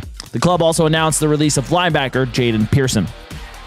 Across the CFL, the BC Lions are expected to hand the keys to rookie quarterback Caden Salter this week when they open Week 9 against the Winnipeg Blue Bombers. On the other side, Bombers quarterback Zach Collaros was throwing ahead of practice today, but was not in uniform. The Lions have also announced the return of defensive lineman Lorenzo Malden, who is coming out of retirement. The 33-year-old former CFL most outstanding defensive player has previously suited up for Calgary, Hamilton, and Ottawa. BC travels to Winnipeg for Thursday night's matchups. The Toronto Argonauts also got a positive update on quarterback Chad Kelly. He is not expected to miss any time after leaving Saturday's game against the Lions with a neck injury. Kelly is still undergoing further testing, but Toronto won't be back on the field until Week 10 when they take on the Calgary Stampeders. Over to Major League Baseball, the Blue Jays pitcher Max Scherzer has been activated from the injured list and will make his return today. The Jays are currently in the bottom of the third inning with setting up 2-1 over the Nationals. And to wrap up tonight's slate of MLB games, you have the New York Yankees taking on the White Sox, while the Brewers and the Giants go at it. Final segment of the Reid Wilkins Show coming up after the break. I'm Ben Thompson, and you're up to date. EST Afternoons. From Liberty Ballers. What was the reaction like in Philadelphia? I mean, a pretty stacked team. And then you add LeBron to it. Especially when you consider where this franchise was roughly 3 weeks ago with huge contracts to Paul George, a huge contract to Joel Embiid, and kind of in between two timelines with Tyrese Maxey and VJ Edgecombe. The reaction has just been a complete 180. EST Afternoons, weekday afternoons 1 to 3, only on Edmonton Sports Talk. Your clear choice for Edmonton sports. At Firehouse Subs, our subs are freshly toasted, stacked high, and crafted to satisfy. Each sub is piled high with premium meats, melty cheese, and toasted to perfection. Firehouse Subs brings bold flavor to every bite, all served on a freshly toasted roll. But we're not just feeding Edmonton, we're fueling it. Dig into the brisket hat trick, piled with slow-smoked brisket and melty cheese. Or go to the Firehouse Subs fan favorite, the Hook and Ladder. Made to order with smoked turkey, honey ham, and Monterey Jack cheese on a perfectly toasted roll. With 15 Firehouse Sub locations across Edmonton and the greater area, it's easy to grab a hot and hearty sub close to home. Firehouse Subs. Hot, hearty, made to satisfy. River Cree Resort and Casino and CFCW present All Shook Up, an afternoon tribute with the King, featuring 3 of the world's best Elvis tribute artists. August 16th in the venue. Tickets at rivercreeresort.com. River Cree Resort and Casino. Excitement. Bet on it. Hi there. If you're like me, you like to picture yourself in luxury, even though there's absolutely no way you could afford it. And if you can, well, even better. Thankfully, I picture myself in something that is luxury, but still absolutely affordable, like the all-new Mazda CX-90 from Park Mazda. With the new luxury features like facial recognition settings and quilted detail Napa leather seating, I can pretend to be comfortable with all of my proper settings activated without even touching a button, thanks to Mitch Lewicki and the great staff at Park Mazda. I like to picture Mitch Lewicki as a ninja fighting off evil samurai. Park Mazda, your dealer for life in Sherwood Park off Y Road, parkmazda.ca. Your brand deserves more than just a whisper, it deserves a buzz. At the Hive Product Marketing, they specialize in promotional products that bring the buzz. From eye-catching giveaways to unforgettable keepsakes, they got the perfect products to make your brand stand out and get noticed. Visit the Hive Product Marketing and let them create the buzz your business deserves. The Hive Product Marketing, the official merch partner of Edmonton Sports Talk. Visit them online at thehiveproductmarketing.com. Looking for a winning strategy for your retirement? Contact me, Joaquin Gage at K4 Financial, where expertise meets dedication. I will always look for a careful approach to your retirement, ensuring your financial future is secure. From tailored strategies to clear, actionable advice, I'm here to guide you every step of the way. Don't leave your future to chance. Get in touch with me, Joaquin Gage, today at k4financial.ca or email joaquin.gage@k4financial.ca to start planning for a brighter future and a more secure retirement.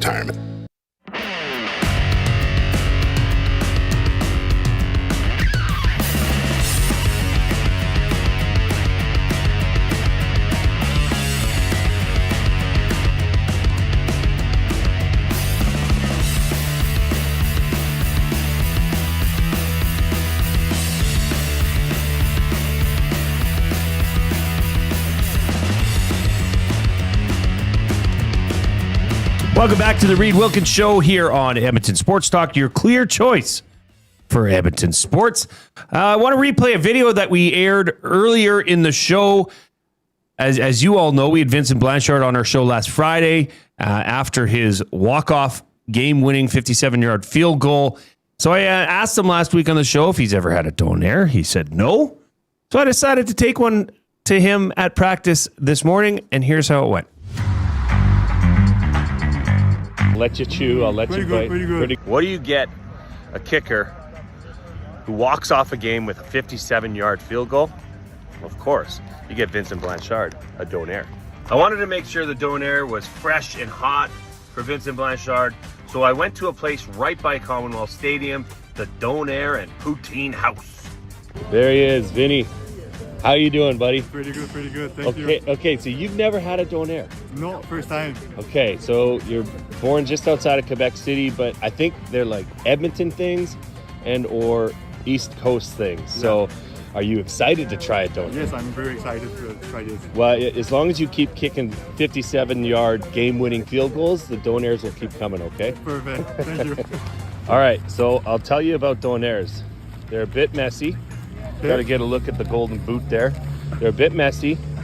So you're going to want to use the napkins for sure. Getting rained on here. Yeah. It's not so I don't know which end you're going to open it from. Choose your end. There you go. Open that bad boy up. So a Donair is like shaved meat.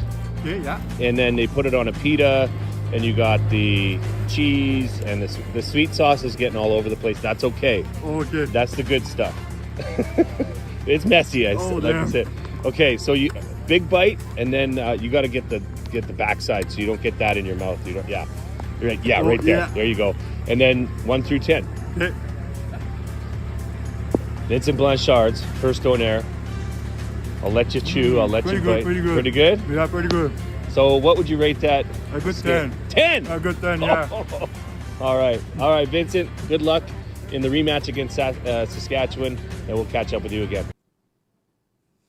That was great. Yeah, I love that you do those. Yeah, he was really funny. I'm just going to say it again, like complete gentleman. Yeah. Very lovely to be around. I can see why his teammates were so elated for him, after that big kick the other last week. All right, we're gonna wrap up the show. We're gonna be on. Are we doing a chore draft again? So we're gonna be. The stream will pick up. When is that? Like 7ish? Yeah, probably around 7ish. Okay, amazing. The words of the day presented by the Edmonton Public Library. Go to epl.ca. Check out some of the events and clubs that they have going on there. The Edmonton Public Library. Really happy to have them on board. The word of the day with Reid and Jay. Oh, I'm sorry. Did I break your concentration? What do they got to say? Say what again? Say what again? I dare you. Let's find out. English, do you speak it? Then you know what I'm saying. All right, this is the words of the day for Edmonton Public Libraries. This is a Bootski edition number 49. Oh, I talked to a Bootski. This is a Bootski edition number 49. That's a random comment. Well, he's at the Nasty Bash. Oh, good, you should. He used some word that... Did you talk words? Yeah. Yeah, and I was like, I don't know, man. Was it kind of a... He's that animal that lives in a tree or whatever. He's like, did you see one of those? I was like, no, I didn't. Right. Hey, there's Dustin. I wonder if he brought a splash of Coke for me. Well, TBD, bro. Probably not. First word of the day, Firth. This is a noun. Firth. Firth. Call the dogs off. I believe this is a body of water. I think it's kind of like a narrow body of water. Dun, da, da, da. I got it. You know why I know that? Why? Because I think there is a golf course in the British Open Rota located on the Firth of Forth. Yes. The Firth of Forth is a bay in the United Kingdom. Jeez. Okay, so here's the sentence that a Bootski sent. Read. Come on. Pay attention. Listen to this. Yes. This is the sentence that he sent as an example. The Firth of Forth is a famous location in Scotland. So a firth is a narrow inlet of the sea and estuary. 2 for 2. Read.